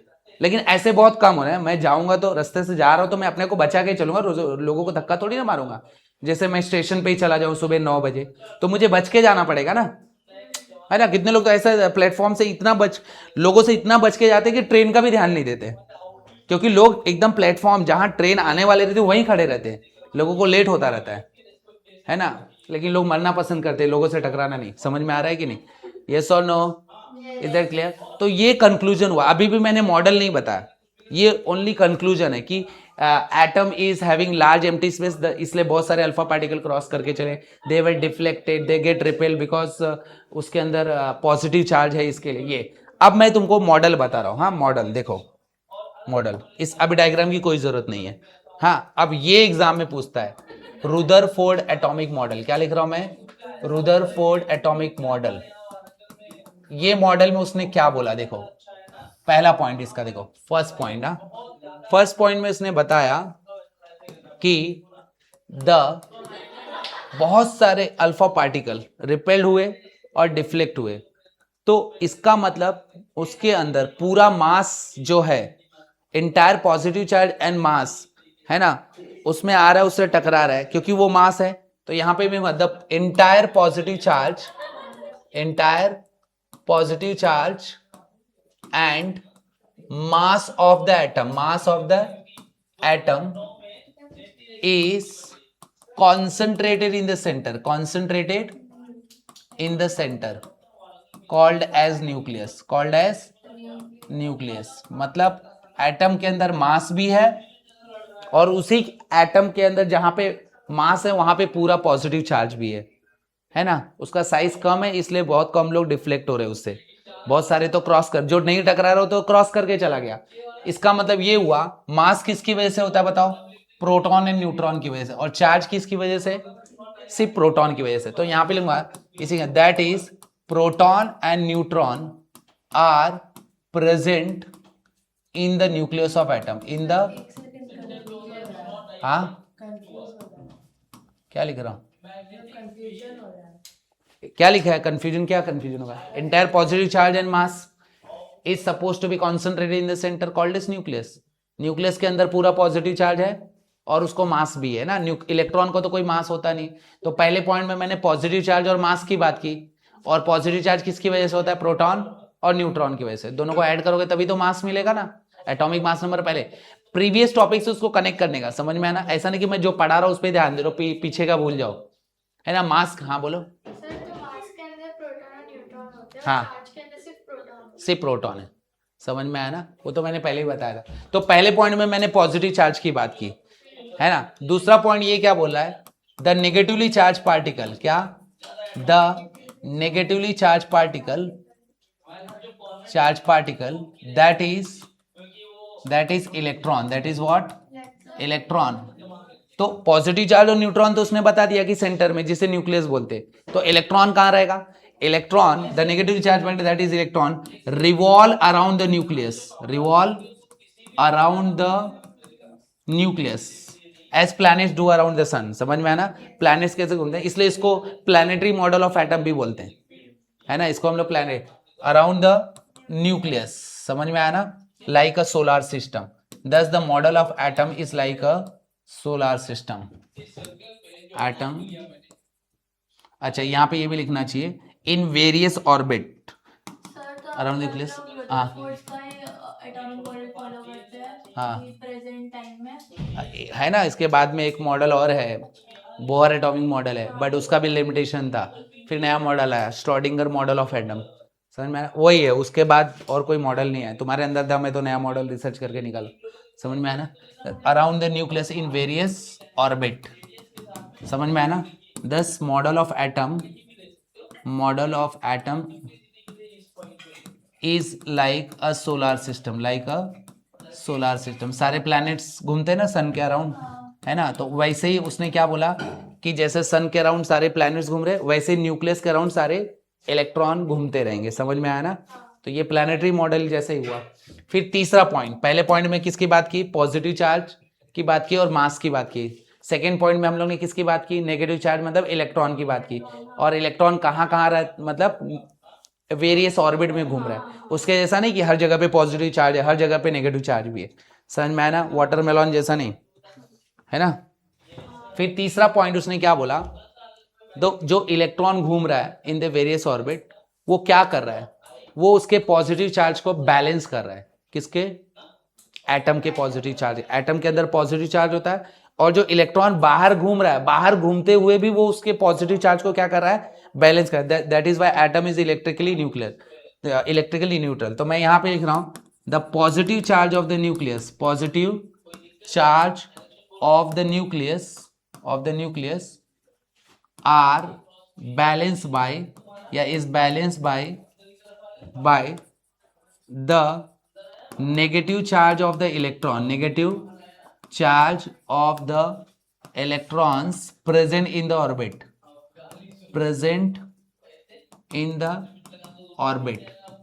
तो मैं इसी में लिखूंगा thus atom is electrically neutral। thus atom is what? electrically neutral. Atom electrically neutral क्यों होता है? क्योंकि उसके पॉजिटिव चार्ज को कौन बैलेंस कर रहा है? उसके अंदर जो एटम के अंदर ही है ना, भले वो रिवॉल्व कर रहा है but it is a part of atom, है ना। न्यूक्लियस सिर्फ बीच में है और इलेक्ट्रॉन वेरियस ऑर्बिट में घूम रहा है, तो वो उसको साथ में बैलेंस कर रहा है। तो जो इसका लास्ट ऑर्बिट रहेगा वहां तक एटम का साइज होगा। उसी के लिए उसने डेरिवेशन और कैलकुलेशन किया, तभी उसको एक एटम का साइज कितना मिला? 10⁻⁻10 मीटर। समझ में आया ना? और वो भी फर्स्ट ऑर्बिट का है, वो फर्स्ट ऑर्बिट का साइज है। अब ऑर्बिट बढ़ता रहेगा तो साइज भी बढ़ता रहेगा। तो तुम बोलोगे सर इधर तो एटम का साइज बढ़ गया। हाँ, तो वो एटम भी अलग है ना, यस और नो, है ना। फिर उसके बाद फोर्थ पॉइंट में इसने क्या बोला? अब मैंने अभी तुमको बोला कि इलेक्ट्रॉन रिवॉल्व कर रहा है, इसके और इसके बीच में गैप है। ये न्यूक्लियस है, ये इलेक्ट्रॉन है, बराबर ना, गैप है। तो फिर वो कैसे वो एक दूसरे का साथ दे रहे हैं? Because electrostatic force of attraction, है ना। बहुत टाइप के फोर्स होते हैं, ग्रेविटेशनल फोर्स होते हैं, मैग्नेटिक फोर्स होते हैं। यहाँ पे कौन सा फोर्स है? इलेक्ट्रोस्टैटिक फोर्स ऑफ अट्रैक्शन है। समझ में आ रहा है मैं क्या बोला हूं? तो मैं बोलूंगा electrons and nucleus are held together by electrostatic force of attraction between the electron and the nucleus, and that is what? 1/4 epsilon naught Q1 Q2 upon R²। मतलब अगर ये न्यूक्लियस है तुम्हारा और ये इलेक्ट्रॉन है, क्या है? इलेक्ट्रॉन है, तो इसके ऊपर चार्ज मान लो Q1 है, ये क्या है? Q2, और इसके बीच में डिस्टेंस R है। तो इलेक्ट्रोस्टैटिक फोर्स क्या होगा बताओ? 1/4 epsilon naught Q1 Q2 upon R²। इसको इलेक्ट्रोस्टैटिक फोर्स भी बोलते हैं, and this is also known as coulombic force. सुना है कि नहीं? This is also known as coulombic force, scientist का नाम है इसलिए। समझ में? तो लास्ट पॉइंट में क्या लिखूंगा, है ना? देख रहा है तुमको, अट्रैक्शन भी है इलेक्ट्रॉन न्यूक्लियस का, है ना। तो अगर वो इलेक्ट्रॉन वो न्यूक्लियस इलेक्ट्रॉन को अपनी तरफ खींच रहा है, there is force of attraction, तो उसे न्यूक्लियस में चला जाना चाहिए। ऐसा क्यों नहीं होता? हम लोग नेक्स्ट मॉडल में देखेंगे। समझ में आया ना? ठीक है, इसलिए तो नया मॉडल है भाई। तो यहां पे लिखूंगा the electrons and the nucleus and the, ये मैंने इलेक्ट्रॉन्स लिखा है, nucleus are held together by the electrostatic force of attraction. Electrostatic, क्यों इलेक्ट्रोस्टैटिक बोले? जब भी नेगेटिव चार्ज और पॉजिटिव चार्ज में अट्रैक्शन होता है उसे इलेक्ट्रोस्टैटिक फोर्स ऑफ अट्रैक्शन होते हैं। Electrostatic what? Force of attraction between the electrons and the nucleus इस मॉडल के उसके लिए नोबेल प्राइज मिला है, क्योंकि उसने जो कैलकुलेशन किया था ना, रेडियस ऑफ एटम, फिर रेडियस ऑफ न्यूक्लियस, है ना, ये बातें तो सही थी, नहीं तो उसमें रॉन्ग हो जाती है ना। वो जो अल्फा पार्टिकल वाला जितना भी तुमने ऑब्जर्वेशन किया, न्यूक्लियर साइज में और एटम के साइज में डिफरेंस नहीं होता है, तो कैसे होता है ये सब बातें पॉसिबल? मतलब इतनी बातें तो देखो, कुछ बातें सही रहती है लेकिन सारी बातें सही नहीं रहती है। समझ में आया ना? मतलब कुछ चीजें वो मतलब सोच ही नहीं पाया, है ना। जैसे लोग क्वेश्चन पूछने वाले भी रहते हैं ना, भाई तुमने ये काम कैसे किया, है ना। तो कुछ कुछ आंसर नहीं है। मान लो बहुत बड़ा घर बना दिया तो लोग पूछ रहे भाई किधर से पैसा है, तो वो बता ही नहीं सकता, वो उसका लिमिटेशन है। सही है? कुछ लोग सोचते हैं ना भाई गलत काम से लाए तो कैसे बताए। दूसरा ये भी है कि नहीं बताऊंगा भाई, नजर लग जाएगी इसको मेरी, मैं उसका सीक्रेट नहीं बताऊंगा, तो ये लिमिटेशन हो गया। यस और नो? तो ऐसा ही है, नोबेल प्राइज विनर है लेकिन कुछ बातें उसको समझ में ही नहीं आई कि कैसा है, तो वो क्वेश्चन क्या पूछा गया उसी को लिमिटेशन बोलते हैं। क्या बोलते हैं? लिमिटेशन। तो तुम लोग ना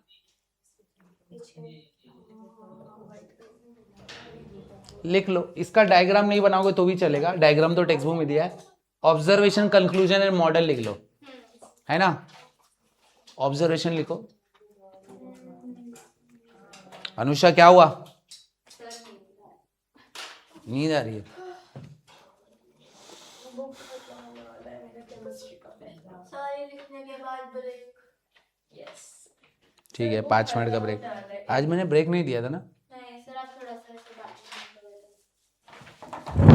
सर एक बुक खत्म होने वाला है केमिस्ट्री का, देखो फुल नोट्स का बुक। सब खत्म हो जाएगा एक दिन, एक दिन सब खत्म होने वाला है एक दिन है कि नहीं? अच्छा होगा वो दिन। अच्छा होगा। सर आपने क्या लिखा है most of the diagram? Went undeflected. वही दिन के तो रुके हुए हैं। किस दिन के? वही लास्ट दिन के लिए रुके हुए? डूम्सडे। लास्ट में तो कोई तो वीडियो वायरल हुआ ना कि वो एक अंकल कहते कि 2026 में दुनिया में हाँ, कुछ लोग तो सही मानने लगते फिर। हाँ। एक तो मूवी मैंने देखा था उस टाइम पे, 2012 था उस मूवी का नाम। उसमें पूरी दुनिया खत्म हो रही थी, मतलब हर जगह से सारे बिल्डिंग वगैरह गिर रहे हैं, किधर खाई बन जा रहा है, किधर कुछ भी हो जा रहा है। पर डायग्राम बनाना है। नहीं मत बनाओ, ये लिखो खाली ऑब्जर्वेशन। एक बार सुपरस्टिशियस हो जाता है म्यूजिक। यहाँ पे लिख दो नैरो स्लिट, नैरो स्लिट है ये।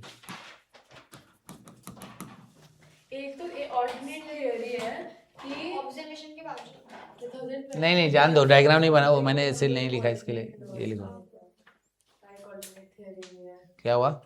एक ऑल्टरनेट थियरी बनाई हुई है लोगों ने दैट 2012 में दुनिया खत्म हो गई थी और हम एक ऑल्टरनेट यूनिवर्स में रह रहे हैं। कुछ भी नहीं, ये एक्चुअल थियरी है। मैं इंडियन क्या पता, किसी इन लोगों ने बनाया होगा, साइंटिस्ट ने, बट हाँ आर्टिकल्स रखे होंगे। अरे भाई मैं पढ़ती कुछ ही नहीं हूँ। फिजिक्स वाले बहुत पढ़ते हैं वो लोग, मतलब पूरा गॉड लेवल तक पहुंचना चाहते हैं, पूरा मतलब यूनिवर्स में घुस के, है ना, चांद वगैरह पे पहुंचा देंगे, है ना। हम लोग एक्चुअली पूछना पड़ेगा, जो नासा में साइंटिस्ट हैं वो ना चांद पे गए, सब लोग बोलते हैं ना भगवान ऊपर हैं, तो वो लोग गए ना चांद पे, कैसा लगता है सब हम तो वहाँ पे पूछना पड़ेगा कि तुमको गॉड दिखे क्या वहाँ पे, ऐसा। दिखे भी थे हाँ, जैसे मूवी वगैरह में दिखाता ना, ऊपर जाते तो भगवान रहते, नीचे आएंगे तो इंसान रहते।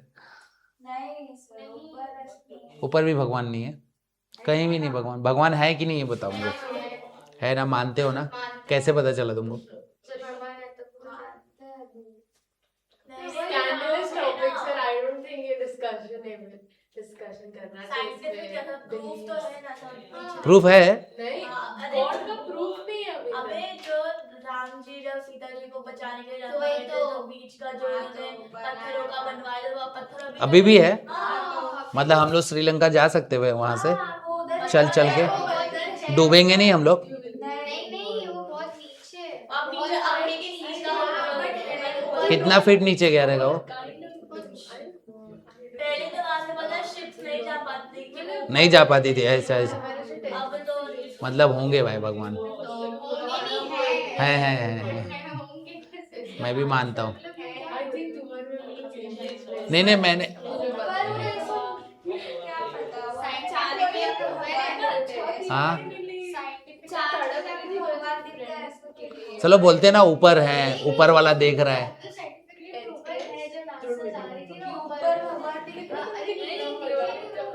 विष्णु जी का है ना कुछ वो मॉडल ये टाइप था ना, वैसा कुछ था वहाँ पे। और ये सच में है, ये जो हम लोग के जो बुक होते हैं ना, शास्त्र वगैरह सब, गीता वगैरह, पुराण वगैरह, उसमें भी तुम पढ़ोगे ना, उसमें पिक्चर के साथ पूरा डिटेल ही है। एक बात बताऊं मैं तुमको, हाँ बताओ। ये तो टॉपिक जो है भगवान है कि नहीं है ये तो चलता ही रहेगा, लेकिन अगर आप बोल रहे हो कि भगवान राम आए थे इस धरती पे, राइट, तो वो इंसान के रूप में आए थे, हाँ हाँ, पता है ना। कृष्ण भगवान भी इंसान के रूप में आए थे, बराबर, ये शास्त्रों में भी लिखा है, सब जगह लिखा है। तो वो लोग आए और मर भी गए, जैसे इंसान नहीं मरते वैसे ही, तो हमने उनको भगवान का रूप दिया। तो व्हाट डू यू से, वो इंसान थे कि भगवान थे, मतलब वो इतने आइडियल थे इसलिए हम लोग ने भगवान मान लिए। यही बात, यही मैं बोलना चाहता था। जैसे सुभाष चंद्र बोस वो सब थे, वो लोग भी नॉर्मल इंसान ही थे, पर उन्होंने उनको एक ऐसा आइडल बना दिया ना, जबकि उन्होंने इंडिया के लिए इतना किया था। स्वामी विवेकानंद भी। तो तुम सब लोग में से सब मानते हैं ना भगवान है? कौन नहीं मानता है भगवान है कि नहीं? ये यहाँ पर एथिस्ट कौन है? क्या? मैं तो मानता हूँ भगवान है, क्योंकि मैंने टेस्ट भी किया है और मुझे पता चल गया। तो एक एथिस्ट है क्या? क्या वापस से बोल? एक बार क्या हो रहा था, मेरी बाइक, एक बार मैंने सोचा था, मेरी बाइक है ना ठाकुर कॉलेज के पास से चोरी हो गई थी। वो नहीं करते थे। हाँ, पहले मैं नहीं, पहले भी करता था मैं। तो ये वो है ना गणेश मंदिर, देखा है तूने? उसके उस साइड ना पार्किंग विर्किंग करते सब लोग बाइक, वो जो फूल वगैरह बेचते हैं, तो वहाँ पे पार्किंग, तो वहाँ से बाइक ना टोइंग वाला भी उठा लेता है। मोस्टली नहीं उठाता था हम लोग टाइम पे, क्योंकि उतने पक्के रोड नहीं थे, कच्चे कच्चे रोड थे, और बाइक हम लोग अंदर घुसा के रख देते थे। तो मेरा बाइक चोरी हो गया था। तो मैं ना मॉल में था, चोरी होने के बाद ना बहुत दिन बीत गए, 15 दिन 20 दिन। हाँ, इसके पहले वाली बाइक जो मेरी थी चोरी हो गई। आपने बताया बताया ना? नया स्टोरी। नया स्टोरी छोड़ो, जान दो, तुमको सब मालूम है। अरे नहीं, कुछ नया इंटरेस्टिंग बात बताओ जो सब पता है। तो बताया था ना, मतलब दीपाली को नहीं बताया था ना। तो नवरात्रि का टाइम था उस टाइम पे। तो मैं और मेरी फ्रेंड मॉल में थे, उधर चिकन था, चिकन वो वेजिस था, ऐसा कुछ खाने का। तो वो बोली मेरे को, अरे मत खा रे, नवरात्रि चल रहा है। मैं बोला कुछ नहीं होता, भगवान, मेरा बाइक चोरी हो गया, भगवान होते तो मेरा बाइक नहीं चोरी होता। तो जैसे मैंने वो चिकन उठाया ना, मेरे फ्रेंड का फोन आया कि अरे कपिल, मैंने तेरा बाइक देखा है। और मैंने उसके पहले लिटरली ऐसा बोला कि लगता है भगवान का ही फोन आ गया खाने के पहले। हाँ, और सही में तो फिर मैंने छोड़ दिया वहाँ पे वो। तो मुझे ऐसा लगा कि शायद मेरा बिलीफ खत्म हो जाएगा, इसलिए ऐसा मेरा तुरंत मिल गया बाइक। पर ऐसा तो नहीं होता कि ये दिन चिकन खाओ, ये दिन हाँ, पता नहीं ऐसा क्यों करते हैं। ये नहीं होता है, मतलब ऐसा होता है कि भगवान ट्यूसडे को बस तुम नवरात्रि में चिकन खा सकती हो? नहीं, वो तो मम्मी पापा बोलते हैं कि नहीं खाना है, ऐसा नहीं खाना है। हाँ। I don't personally think that if you are eating on alternate days or if you're eating on some days and not on other days, but एक मिनट में बस ही सबसे एक मिनट बाकी है। चलो अब इसका लिमिटेशन देखते हैं हम लोग। हाँ, ये समझा तुम लोग को? एक बार चल ठीक है, ले ले 1 मिनट। और अगर तूने अभी बात किया 1 भी मिनट एक्स्ट्रा, नहीं बात करो आगे। मतलब इसे करना है बात। नहीं अब देखो यहाँ पे, देखो एक बार फिर से ये पॉइंट देख लो। Entire positive charge and mass of the atom is concentrated in the centre called as nucleus, that is proton neutrons are present in the nucleus of atom. फिर दूसरा पॉइंट क्या था? Negatively charge particle that is electron revolve around the nucleus in various orbit. The model of atom is like a solar system और planetary model वही बोलते हैं. The positive charge of the nucleus are balanced by the negative charge of the electron present in the orbit. Thus atom is electrically neutral. फिर मैंने क्या बोला? The electrons and nucleus are held together by electrostatic force of attraction. That is also known as Coulombic force. बराबर? अब इसके बाद आता है इसका लिमिटेशन। लिमिटेशन मतलब होता है ड्रॉबैक्स, है ना, या इसको डिसएडवांटेज भी बोलते हैं बहुत लोग, या इसको डीमेरिट्स भी बोलते हैं, है ना। सबका मतलब एक ही है। डिफिकल्टीज भी कई लोग बोलते हैं, है ना। ठीक है, अरे मुझे भी कुछ बताने दिया करो। डीमेरिट्स और उसके बाद हाँ, है ना, सबका मतलब एक ही है। अब ये क्या बोलता है मालूम है? इसको एक साइंटिस्ट था, इसको नोबेल प्राइज मिल गया भाई, खुश हो गया, पैसा भी मिल गया, नाम भी हो गया, लेकिन तकलीफ करने मतलब देने वालों की कमी नहीं होती, पता है ना, जेलस लोग होते हैं ना, देखा इसने ज्यादा फेस किया है, समझ में आया ना। अब देखो यहाँ पे इसमें क्या होता है, उसने क्या बोला कि there was a scientist whose name was Maxwell, Maxwell है ना, हाँ मैक्सवेल थियरी ऑफ, उसने इलेक्ट्रोमैग्नेटिक रेडिएशन थी, प्लेयर का नाम है ग्लेन मैक्सवेल, ठीक है। तो मैक्सवेल करके साइंटिस्ट भी है, सो अकॉर्डिंग टू हिम है ना, उसका एक थियरी इलेक्ट्रोमैग्नेटिक रेडिएशन थियरी, उसने क्या बोला कि अगर कोई भी चार्ज पार्टिकल अगर एक्सेलरेट कर रहा है तो वो क्या करता है, रेडिएट करता है अपना एनर्जी, रेडिएशन बाहर दे रहा है, इसलिए बोलते हैं ना इलेक्ट्रोमैग्नेटिक रेडिएशन थियरी। रेडिएशन मतलब लाइट बाहर दे रहा है, लाइट मतलब होता है एनर्जी, समझ में ना, या उसको स्पेक्ट्रा भी बोलते हैं, क्या बोलते हैं, स्पेक्ट्रा। लाइट बोलो, एनर्जी बोलो, इलेक्ट्रोमैग्नेटिक रेडिएशन बोलो, स्पेक्ट्रम बोलो, सबका मतलब एक ही है, समझ में आया ना। तो उसने क्या बोला, if charge particle is accelerated it gives out it's radiation, है ना। तो उसने रुदरफोर्ड को ये क्वेश्चन बोला, तुम्हारा जो इलेक्ट्रॉन है you know this is also a charge particle, तो अगर वो रिवॉल्व कर रहा है, क्या कर रहा है, रिवॉल्व, मान लो यहां से रिवॉल्व कर रहा है, कौन रिवॉल्व कर रहा है, इलेक्ट्रॉन, बराबर ना, तो इसे भी अपना एनर्जी ऐसा बाहर देना चाहिए, और इट शुड, है ना, if it is revolving continuously it should radiate it's energy continuously, है ना, मतलब अपना एनर्जी लूज करना चाहिए उसको continuously, and it should follow spiral path and it should fall into the nucleus, मतलब धीरे धीरे अपना एनर्जी लूज करना चाहिए और उसे न्यूक्लियस में गिर जाना चाहिए, किसको, इलेक्ट्रॉन को, क्योंकि अपना एनर्जी वो लूज कर रहा है कंटिन्यूअसली। लेकिन ऐसा होता नहीं है ना, न्यूक्लियस में गिर गया मतलब एटम कोलैप्स होएगा, एटम एग्जिस्ट ही नहीं करेगा फिर, और एटम नहीं एग्जिस्ट करेगा तो हम कहां से एग्जिस्ट करेंगे ना, we are also made of atom. लेकिन ऐसा होता नहीं है, उसके अकॉर्डिंग मैक्सवेल के थियरी के अकॉर्डिंग गिर जाना चाहिए था, है ना, लेकिन ऐसा गिरता है क्या, इलेक्ट्रॉन। और मैंने अभी भी तुमको बोला ना कि इलेक्ट्रॉन और न्यूक्लियस के बीच में कौन सा फोर्स है, इलेक्ट्रोस्टैटिक, तो उसे अपने अंदर खींच लेना चाहिए, है ना। और ये मॉडल कैसा बन जाना है, it should be like a Thomson atomic model, मतलब इलेक्ट्रॉन न्यूक्लियस सब एक दूसरे के पास आ गए, बरोबर ना।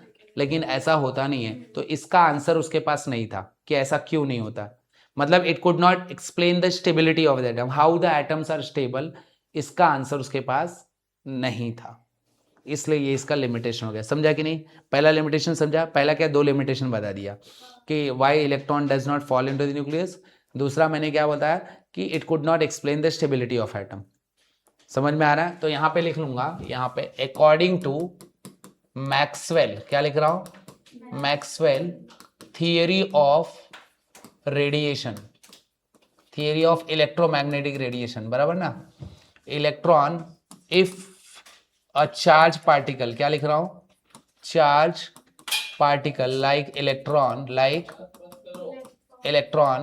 revolve continuously it should lose its energy, it loses its energy continuously, loses its energy continuously, क्योंकि continuously revolve कर रहा है ना, yes or no, and it should follow a, it लिखा है follow a spiral path and should fall into the nucleus,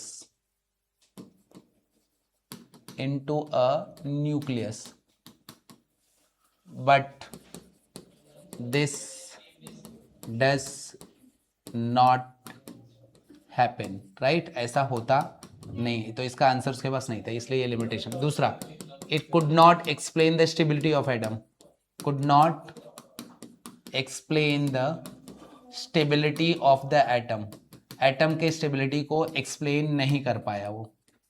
तीसरा क्या है, अगर ये अपना एनर्जी रेडिएट कर रहा है कंटिन्यूअसली, और करना भी चाहिए because it is revolving continuously, it is under acceleration, right, है ना, कोई भी पार्टिकल अगर सर्कुलर मोशन परफॉर्म कर रहा है तो उसके पास एक्सेलरेशन होता ही है, तो वो चार्ज पार्टिकल रेडिएट करना चाहिए एनर्जी कंटिन्यूअसली।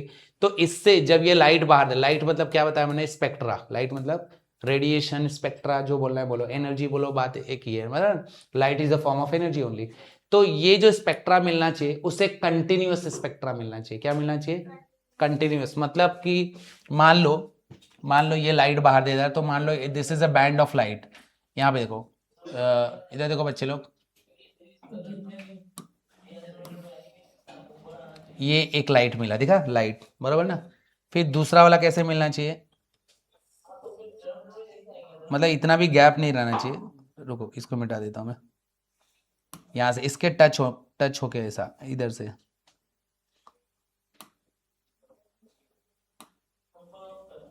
कह रहे ये लिया था मैंने, दिख रहा है ये कंटिन्यूअस मिला ना, कोई गैप है क्या दोनों के बीच में, नहीं। फिर ये भी कंटिन्यूअस, अरे इसलिए मेरे को ये पसंद ही नहीं साला, एक करो तो दूसरा गायब हो जाता है। ये देखो ये भी, ये थोड़ा सा गैप आ गया, लेकिन ऐसा नहीं है वो, समझा कि नहीं, ठीक है। ये स्पेक्ट्रा क्या मिलना चाहिए उसे, कंटिन्यूअस मिलना चाहिए। क्या मिलना चाहिए, दिख रहा है, दिख रहा है। मैं गैप, तुमने रेनबो देखा, रेनबो उसमें अलग अलग कलर दिखते हैं, बराबर ना, वो भी एक स्पेक्ट्रा ही है, पता है ना, लेकिन हर एक कलर एक दूसरे में मर्ज रहता है, पता है ना। तुमको ऐसा नहीं लगेगा कि ये वॉयलेट ये इंडिगो है, सारे कलर तुमको दिखाई देंगे, but they are into a continuous manner. तो ये लाइट जब बाहर दे रहा है ना, तो इसमें ये कंटिन्यूस स्पेक्ट्रम उसे मिलना चाहिए। बट एक्चुअल स्टडी जब किया गया, spectroscopy study of spectra is called है स्पेक्ट्रोस्कोपी स्टडी, है ना, स्पेक्ट्रोस्कोपी बोलते। तो वो लोग ने जो लाइन देखा ना, उस लाइन में ना ऐसे गैप थे, मतलब ये लाइन है, फिर दूसरा लाइन है, दूसरा लाइन है, देखो गैप मिल गया, फिर तीसरा लाइन है, फिर चौथा लाइन है, भाई तो हटना, ठीक है, ये आ गया। तो दिख रहा है तुम्हें, this is actual study, this is discontinuous, which is not continuous, discrete line, मतलब एक लाइन मिला फिर गैप। तो वही क्वेश्चन उसको पूछा गया कि अरे भाई वो एनर्जी तो कंटिन्यूअसली लूज कर रहा है, तो स्पेक्ट्रम भी कंटिन्यूअस होना चाहिए इसके जैसा, ये कंटिन्यूअस स्पेक्ट्रम है, ये क्या डिसकंटिन्यूअस है, विच इज नॉट कंटिन्यूअस, इसको डिस्क्रीट लाइन में। तो तीसरा लिमिटेशन वही हो गया कि अकॉर्डिंग टू स्पेक्ट्रोस्कोपी स्टडी, ये पॉइंट टेक्स्ट बुक में भी दिया है, studies the considering a Rutherford model, अगर तुम रुदरफोर्ड मॉडल को कंसिडर करते हो, Rutherford model of atom, we should get या one should get a continuous spectrum. क्या मिलना चाहिए, कंटिन्यूअस स्पेक्ट्रम उसे मिलना चाहिए। बट क्या बताओ, actual studies gives only discrete line, मतलब वही डिस्क्रीट लाइन मतलब समझ गया ना, only discrete line of spectrums, ठीक है। नेक्स्ट पॉइंट, इसने ये तो बोला कि इलेक्ट्रॉन अलग अलग ऑर्बिट में घूम रहा है, ये न्यूक्लियस है, electrons are revolving in different या वेरियस ऑर्बिट, राइट, ऐसा बोला। बट किस ऑर्बिट में कितना इलेक्ट्रॉन ये नहीं बताया, एक्चुअल डिस्ट्रीब्यूशन ऑफ इलेक्ट्रॉन वो एक्सप्लेन ही नहीं कर पाया, और उसके एनर्जी के बारे में भी कोई बात नहीं की, समझ में आया। रेडियस तो बोला, बट कितना है इलेक्ट्रॉन, कितनी दूरी पे है, क्योंकि अलग अलग ऑर्बिट का अलग अलग रेडियस होगा, ये सारी बातें उसने, तो इसको हम लोग बोहर एटॉमिक मॉडल में देखेंगे। तो यहाँ पे लिखूंगा इट कुड नॉट, ये भी पॉइंट टेक्स्ट बुक में, इट कुड नॉट डिस्क्राइब, क्या लिख रहा हूं, could not describe the exact distribution of electron, क्या लिख रहा हूं मैं, of electrons around the nucleus, nucleus के आसपास कितने इलेक्ट्रॉन है ऑर्बिट में, वो नहीं बता पाया, and their energies, text book में पढ़ रही तुम, ठीक है, समझा कि नहीं। तो ये चार इसके अच्छे लिमिटेशन थे, जिसको वो आंसर नहीं किया, तो वो बोला कि जान लेना, मेरे को पैसा तो मिल गया ना, मेरे को क्या करने का, समझ में आया ना, काम हो गया ना।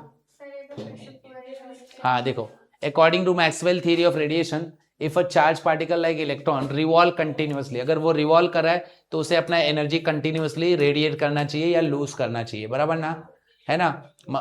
है ना, और उसका एनर्जी धीरे धीरे डिक्रीज होता जाना चाहिए और उसे उसका रेडियस स्मॉलर होना चाहिए, मतलब इतना स्मॉल होना चाहिए कि इलेक्ट्रॉन न्यूक्लियस में गिर जाना चाहिए ना, it become smaller and smaller, है ना। लेकिन ऐसा होता नहीं है अकॉर्डिंग टू मैक्सवेल, ऐसा होना चाहिए। तो वो चुप हो गया कि हाँ यार ये तो ऐसा तो हो ही नहीं रहा है, मेरा इलेक्ट्रॉन भी चार्ज पार्टिकल, अगर न्यूट्रल होता तो बात अलग है, चार्ज पार्टिकल है ना, तो उसे भी अपना एनर्जी रेडिएट करना चाहिए था और न्यूक्लियस में गिरना चाहिए था, लेकिन ऐसा नहीं होता। तो इसको ये एक्सप्लेन नहीं कर पाए। दूसरा क्या, it could not explain the stability of atom, है। तो अगर इलेक्ट्रॉन न्यूक्लियस, मतलब ये पॉइंट उसी से रिलेटेड है, अगर इलेक्ट्रॉन न्यूक्लियस में नहीं गिर रहा है तो वो ऐसा कौन सा चीज है कि उसको वहीं पे रोक के रख रहा है और एटम्स आर स्टेबल, है ना। एटम स्टेबल क्यों है भाई, इलेक्ट्रॉन बाहर घूम रहा है, न्यूक्लियस, ठीक है, इलेक्ट्रोस्टैटिक फोर्स ऑफ अट्रैक्शन भी तुमने बताया, तो उसे न्यूक्लियस में अपने खींच लेना चाहिए था उसके अकॉर्डिंग, लेकिन ऐसा वो कर नहीं पाता है। तो ऐसा क्यों नहीं होता है, तो it could not explain the stability of atom, मतलब इलेक्ट्रॉन वहां पे घूमते हुए भी एटम स्टेबल है, कहने का मतलब ये है, समझ में आया। फिर क्या, अकॉर्डिंग टू स्पेक्ट्रोस्कोपी स्टडी, मतलब इलेक्ट्रॉन रिवॉल्व कर रहा है ना अराउंड द न्यूक्लियस, रिवॉल्व कर रहा है कि नहीं, दोनों के बीच में इलेक्ट्रोस्टैटिक फोर्स ऑफ अट्रैक्शन है, तो उसे न्यूक्लियस के पास आना चाहिए कि नहीं, न्यूक्लियस में चला जाना चाहिए, तो वो वहीं पे क्यों रुका हुआ है, वो क्यों ऑर्बिट में वहां पे घूम रहा है। नहीं समझा मैं क्या बोल रहा हूँ, समझ में आया ना। तो हाउ एटम्स आर स्टेबल, इसका आंसर उसने नहीं दिया। फिर तीसरा पॉइंट क्या है, अकॉर्डिंग टू स्पेक्ट्रोस्कोपी स्टडी, अगर वो एनर्जी कंटिन्यूअसली लूज कर रहा है तो उसे कंटिन्यूअस स्पेक्ट्रम देना चाहिए, बट एक्चुअल स्टडी क्या बता रहा है, डिस्क्रीट लाइन मिल रहा है। तो बताओ अगर एनर्जी वो कंटिन्यूअसली लूज कर रहा है तो ये लाइन मिला ये गैप क्यों, ये लाइन मिला ये गैप क्यों, ऐसे डार्क लाइन और व्हाइट लाइन ऐसे, मतलब इधर कोई लाइन ही नहीं है, मतलब इधर कोई, मतलब एनर्जी उसने उतना अमाउंट लूज ही नहीं किया रहेगा, इसका मतलब ये हुआ यहाँ पे क्या कंटिन्यूअसली लूज कर रहा है, इसलिए देखो मैं स्पेक्ट्रा को सटा सटा के बना रहा था एकदम, थोड़ा भी गैप नहीं रख रहा था। इसका मतलब क्या हुआ, उसने थोड़ा सा लाइट बाहर दिया फिर नहीं दिया थोड़े टाइम के लिए, मतलब इसका मतलब क्या, वो एनर्जी नहीं लूज कर रहा है, लूज तो कंटिन्यूअसली कर रहा है, तो फिर क्यों डार्क लाइन मिल गया, अगेन व्हाइट लाइन मिला, मतलब स्पेक्ट्रा मिला, फिर डार्क लाइन मिला। समझा मैं क्या बोल रहा हूं, अगर कंटिन्यूअसली लूज कर रहा है तो ये पूरा भरा होना चाहिए, स्पेस फिल्ड होना चाहिए, समझ में आ रहा है कि नहीं, कंटिन्यू स्पेक्ट्रम मिले, जैसे मैंने रेनबो का एग्जांपल दिया। अच्छा, इसी टॉपिक से हम लोग लाइट के कुछ प्रॉपर्टी पढ़ेंगे। अगर लाइट का प्रॉपर्टी नहीं पढ़े, देखो लाइट आ गया ना पिक्चर में, लाइट, एनर्जी, इलेक्ट्रोमैग्नेटिक रेडिएशन, तभी अपने को बोहर एटॉमिक मॉडल समझ में आएगा। तो अपने को लाइट के खुद कुछ प्रॉपर्टी, क्या बहुत सारे प्रॉपर्टी हम लोग को पढ़ने ही पड़ेंगे, समझ में आ रहा है कि नहीं। तो कंटिन्यू स्पेक्ट्रा नहीं मिल रहा है जो कि मिलना चाहिए, बट अपने को मिल क्या रहा है, डिस्क्रीट लाइन मिल रहा है। तो क्यों मिल रहा है, इसका आंसर भी उसके पास नहीं था। फिर it could not describe the exact distribution of electron around the nucleus, मतलब कौन से ऑर्बिट में कितने इलेक्ट्रॉन, इधर 2 है कि 8 है, ये सब बताया ही नहीं, वो तो बाद में पता चला। हम लोग लिखने के लिए 281 लिखते हैं, 282 लिखते हैं कि नहीं, 288 लिखते हैं, वो तो अपने को बचपन से बताया जा रहा है, इसलिए अपने को मालूम है, लेकिन क्यों है इसका आंसर तो चाहिए ना। वो तो बोहर एटॉमिक मॉडल में भी नहीं पता चला, उसने खाली बताया रेडियस बताया, एनर्जी क्या है, फर्स्ट ऑर्बिट कौन सा है, सेकेंड ऑर्बिट कौन सा है, इसको क्या बोलते हैं, कौन से ऑर्बिट में कितने इलेक्ट्रॉन है, मैक्सिमम नंबर ऑफ इलेक्ट्रॉन बता दिया, लेकिन इतने ही होंगे ये नहीं बताया, किस ऑर्बिट में मैक्सिमम नंबर ऑफ इलेक्ट्रॉन कितने हो सकते हैं, पहले में 2 हो सकते, दूसरे में 8 हो सकते, है ना, ऐसा करके बताया उसने, है ना, थर्ड वाले में 18 हो सकते। तो उसने, लेकिन देखा जाए तो हम लोग क्या लिखते हैं, 281 लिखते हैं, 282 लिखते हैं कि नहीं। तो वो क्यों आया, वो तुमको लास्ट वाले मॉडल में पता चलेगा, जब हम लोग ऑर्बिट नहीं ऑर्बिटल पढ़ेंगे। क्या पढ़ेंगे, ऑर्बिटल, सुना, हाँ ऑर्बिटल, राइट। लिखो, अब कुछ डाउट है इसमें, हाँ लिख लो बेटा, बहुत इंपॉर्टेंट पॉइंट है ये। बोर्ड में आया है ये एमसीक्यू में आता है कि इसको मतलब ऐसे एक्सप्लेन करना पड़ता है। अभी तुम्हारा थियरी का एग्जाम होगा तो उसमें भी आ सकता है, राइट एनी वन लिमिटेशन या राइट ऑल द लिमिटेशन, तो सब लिखना पड़ेगा। फिर तुम मत बोलना सर 2 मार्क्स के लिए तो मैं 4 पॉइंट क्यों लिखूं, पूरा लिख देने का भाई सब। तो 4 ही है ना। हाँ हाँ हाँ, पॉइंट वाइज मत जाओ, जैसा आंसर है ना उसके अकॉर्डिंग जाओ, समझ में आया ना। वरना हम लोग मार्क्स अकॉर्डिंग ही जाएंगे ना, नहीं ऐसा मत बोलो, जो इन्फॉर्मेशन मैं दे रहा हूँ उसको फॉलो करो, नहीं तो तुम लोग बोर्ड एग्जाम में सफ़र कर सकते हो, याद रखना, क्योंकि बोर्ड एग्जाम में नहीं, मैं पेपर चेक करता हूँ ना, एग्जामिनर बोलता है देखो ये भी पॉइंट लिखेगा बच्चा इसके जगह पे ये समझ के ये भी लिख देता है, लेकिन मार्क्स मत देना, ऐसा बोलता है वो। ये कीवर्ड्स होंगे तो मार्क्स मिल हाँ हाँ हाँ करेक्ट, अभी तुम समझ गए, कीवर्ड होने चाहिए। समझा मैंने क्या बोला? इसलिए मैं तुमको पहले से वार्न कर रहा हूँ, तुम लोग पॉइंट वाइज मत जाओ। दीपाली समझा मैं क्या बोल रहा हूँ? जो कीवर्ड है वो तो चाहिए ही चाहिए। तो इसमें कीवर्ड्स आप अंडरलाइन करते हुए कीवर्ड इसमें तो सभी है ना, सभी इंपॉर्टेंट है, इसमें क्या अंडरलाइन कर, सब कीवर्ड है। मेरा जो नोट्स रहता है ना, अब उसको मैंने छोटा करके दिया, उसको तुम और छोटा मत करो, समझा कि नहीं? अभी तुम देखो उसका लिमिटेशन कितना बड़ा दिया है, दृष्टि देखो उसमें जरा, पूरा भर के पूरा किया है, फर्स्ट पॉइंट दिख रहा है तुमको? पॉइंट वाइज भी नहीं दिया है। इतना बड़ा पैराग्राफ है बस। फिर तो उसको बोलते हैं टेक्स्ट बुक, इसको क्या बोलते हैं? नोट्स। समझा? मुझे हाइट से, वाटर से, ये सब से मतलब बहुत डर लगता है। वो छोड़ो, मैं तो अभी फ्लाइट में बैठा नहीं, मैं ना खाली वो स्काई सिटी मॉल पता है तुम लोगों को जो खुला है वहाँ पे, वो वीडियो देखते ना अंदर लगा के, हाँ उसमें ऐसा लग रहा था मेरे को बिठा दिया है, तो वो ऐसा ऊपर नीचे हो रहा था, तो मुझे लग रहा था रियल में गिर जाऊंगा, मैंने निकाल दिया उसको। वो रियल के लिए होता है, हाँ 80 होता है वो रियल के लिए होता है, वो VR वाला। हाँ, तो ऐसा लग रहा था वो मेरे को, पैसा लिया था आपको? नहीं मैं फ्री में गया था, तो उसमें ऐसा लग रहा था जैसे ना वो समुंदर के बीच में से मुझे ऐसा लग रहा था मैं डूब जाऊंगा, ऐसा लग रहा था, मतलब मैंने निकाल दिया तुरंत। फिर वो पहाड़ी के बीच में से एकदम जब स्पीड में जाता तो और डर लगता, और पानी के ऊपर से जा रहा था तो मुझे और मैं मेरे को नहीं करना है। इनफैक्ट फिर एक दूसरा वीडियो गेम जिसमें वो भूत वाला आता है ना, हाँ वो वाला, वो मैंने देख लिया, मैंने बिंदास देखा, मतलब मेरे को उससे डर नहीं लगा। मतलब वो भूतनी जो थी मेरे को मार भी रही थी, लेकिन मेरे को कुछ फर्क नहीं पड़ रहा था। गेम्स खेल रहे हैं। हाँ मतलब सोचो ना मैं कितना डरता हूँ। 80 मतलब जैसे 3D 2D। अच्छा 8D, मतलब रियल ही लगता है ना वो। हाँ मेरे को ऐसा लगता है पैराशूट में बांध दिया और मैं किधर भी भेज दिया मेरे को, मैं कैसे उतरूंगा? उसका चार्ज बहुत बार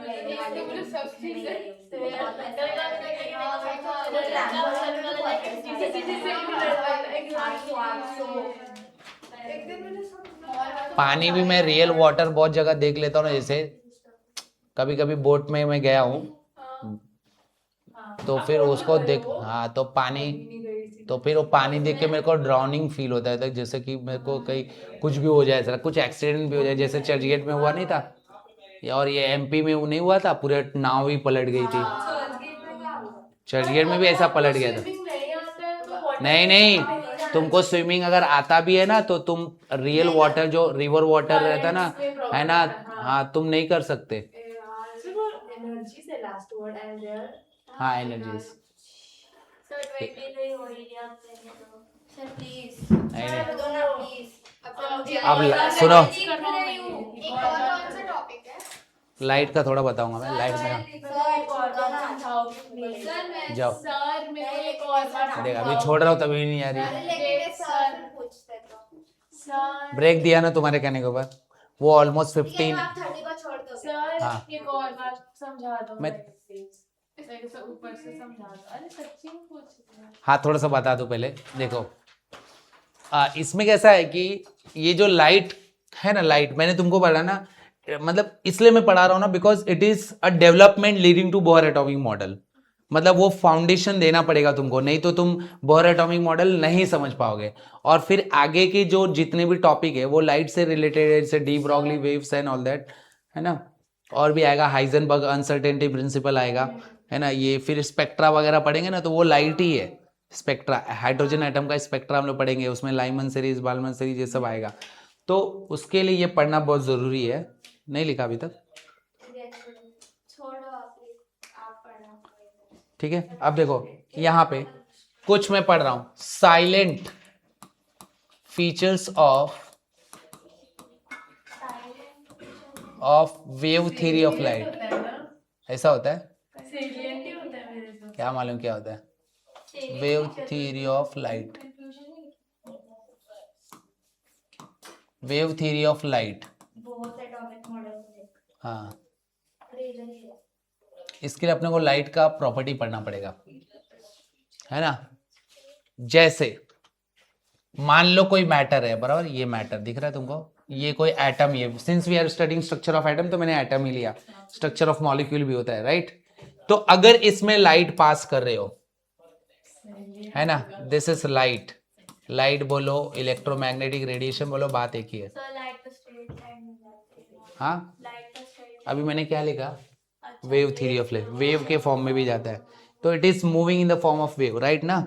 जैसे ये इसमें गया ना, है ना, तो इसके अंदर से it gives the information about the structure of atom और द मॉलिक्यूल।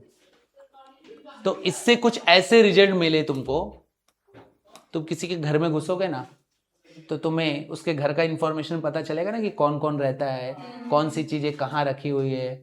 कोई चोरी करने वाला तो लाइट मार के देखता है ना कि अरे देख इधर है, कि पूरा लाइट जला के चोरी करता है, नहीं ना, है ना।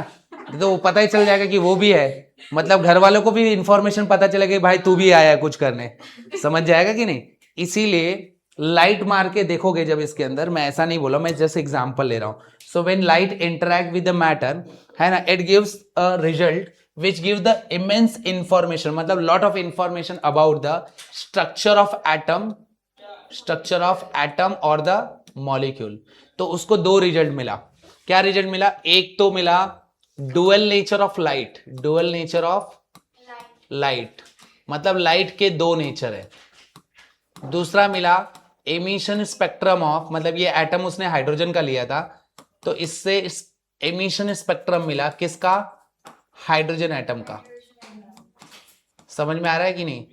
तो ये जो स्पेक्ट्रा मिला उससे पता चला कि हाइड्रोजन एटम कैसा था, दिखने में नहीं, मतलब ऐसा होगा कि इसके अंदर क्या क्या होगा, कौन सी चीजें कहां पे होंगी। मतलब हाइड्रोजन में ज्यादा कुछ तो है नहीं, एक ही इलेक्ट्रॉन है, एक प्रोटॉन है, समझ में आया ना। बट वो इलेक्ट्रॉन कौन कौन से लेवल पे जा सकता है, कौन कौन से ऑर्बिट में प्रेजेंट हो सकता है, वो इसकी वजह से मिला। इसलिए लिखा है, तुमने देखा ना बहुत सारे स्पेक्ट्रा, लाइमन, बाल्मर, है ना। तो अभी पता चलेगा, अभी तुमको ऐसा लग रहा होगा कि क्या बता रहे हैं सर। तो एमिशन स्पेक्ट्रम, मतलब स्पेक्ट्रम के भी टाइप होते हैं, एक होता है एब्जॉर्प्शन स्पेक्ट्रम और दूसरा होता है एमिशन स्पेक्ट्रम।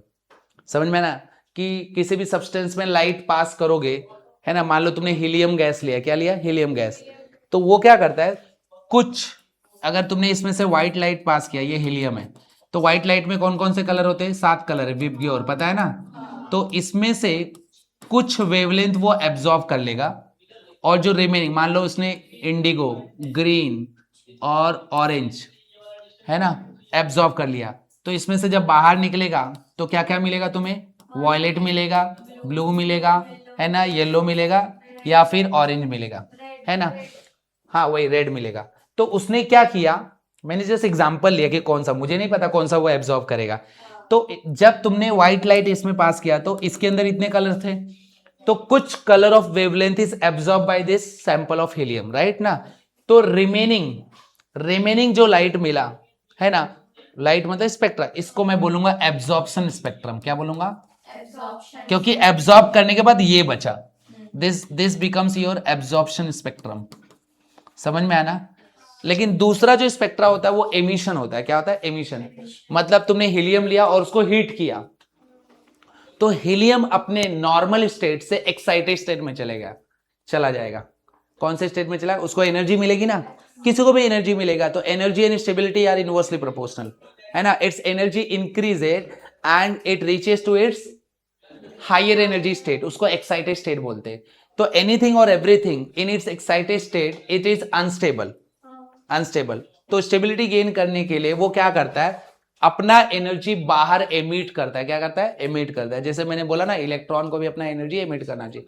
तो उस टाइम पे जब हीलियम अपने एक्साइटेड स्टेट में, किसमें, एक्साइटेड स्टेट में, तो वो कुछ रेडिएशन बाहर देगा, है ना, उसने खुद ने दिया क्योंकि वो एक्साइटेड स्टेट में था, बराबर ना। इसमें क्या हुआ था, कुछ रेडिएशन उसने एब्जॉर्ब कर लिया, तो रिमेनिंग जो बचा हुआ था उसने बाहर दिया, तो इसलिए ये एब्जॉर्प्शन स्पेक्ट्रम हुआ। और ये क्या है, एक्साइटेड स्टेट में जो कलर दे रहा है या लाइट बाहर दे रहा है, उसे हम लोग क्या बोलेंगे, एमिशन स्पेक्ट्रम। क्या बोलेंगे, एमिशन स्पेक्ट्रम। समझे, इसलिए लाइट को पढ़ना जरूरी है, वो हम लोग नेक्स्ट लेक्चर में देखेंगे। हाँ बताऊंगा, डोंट वरी, बताऊंगा स्ट्रक्चर ऑफ एटम भाई।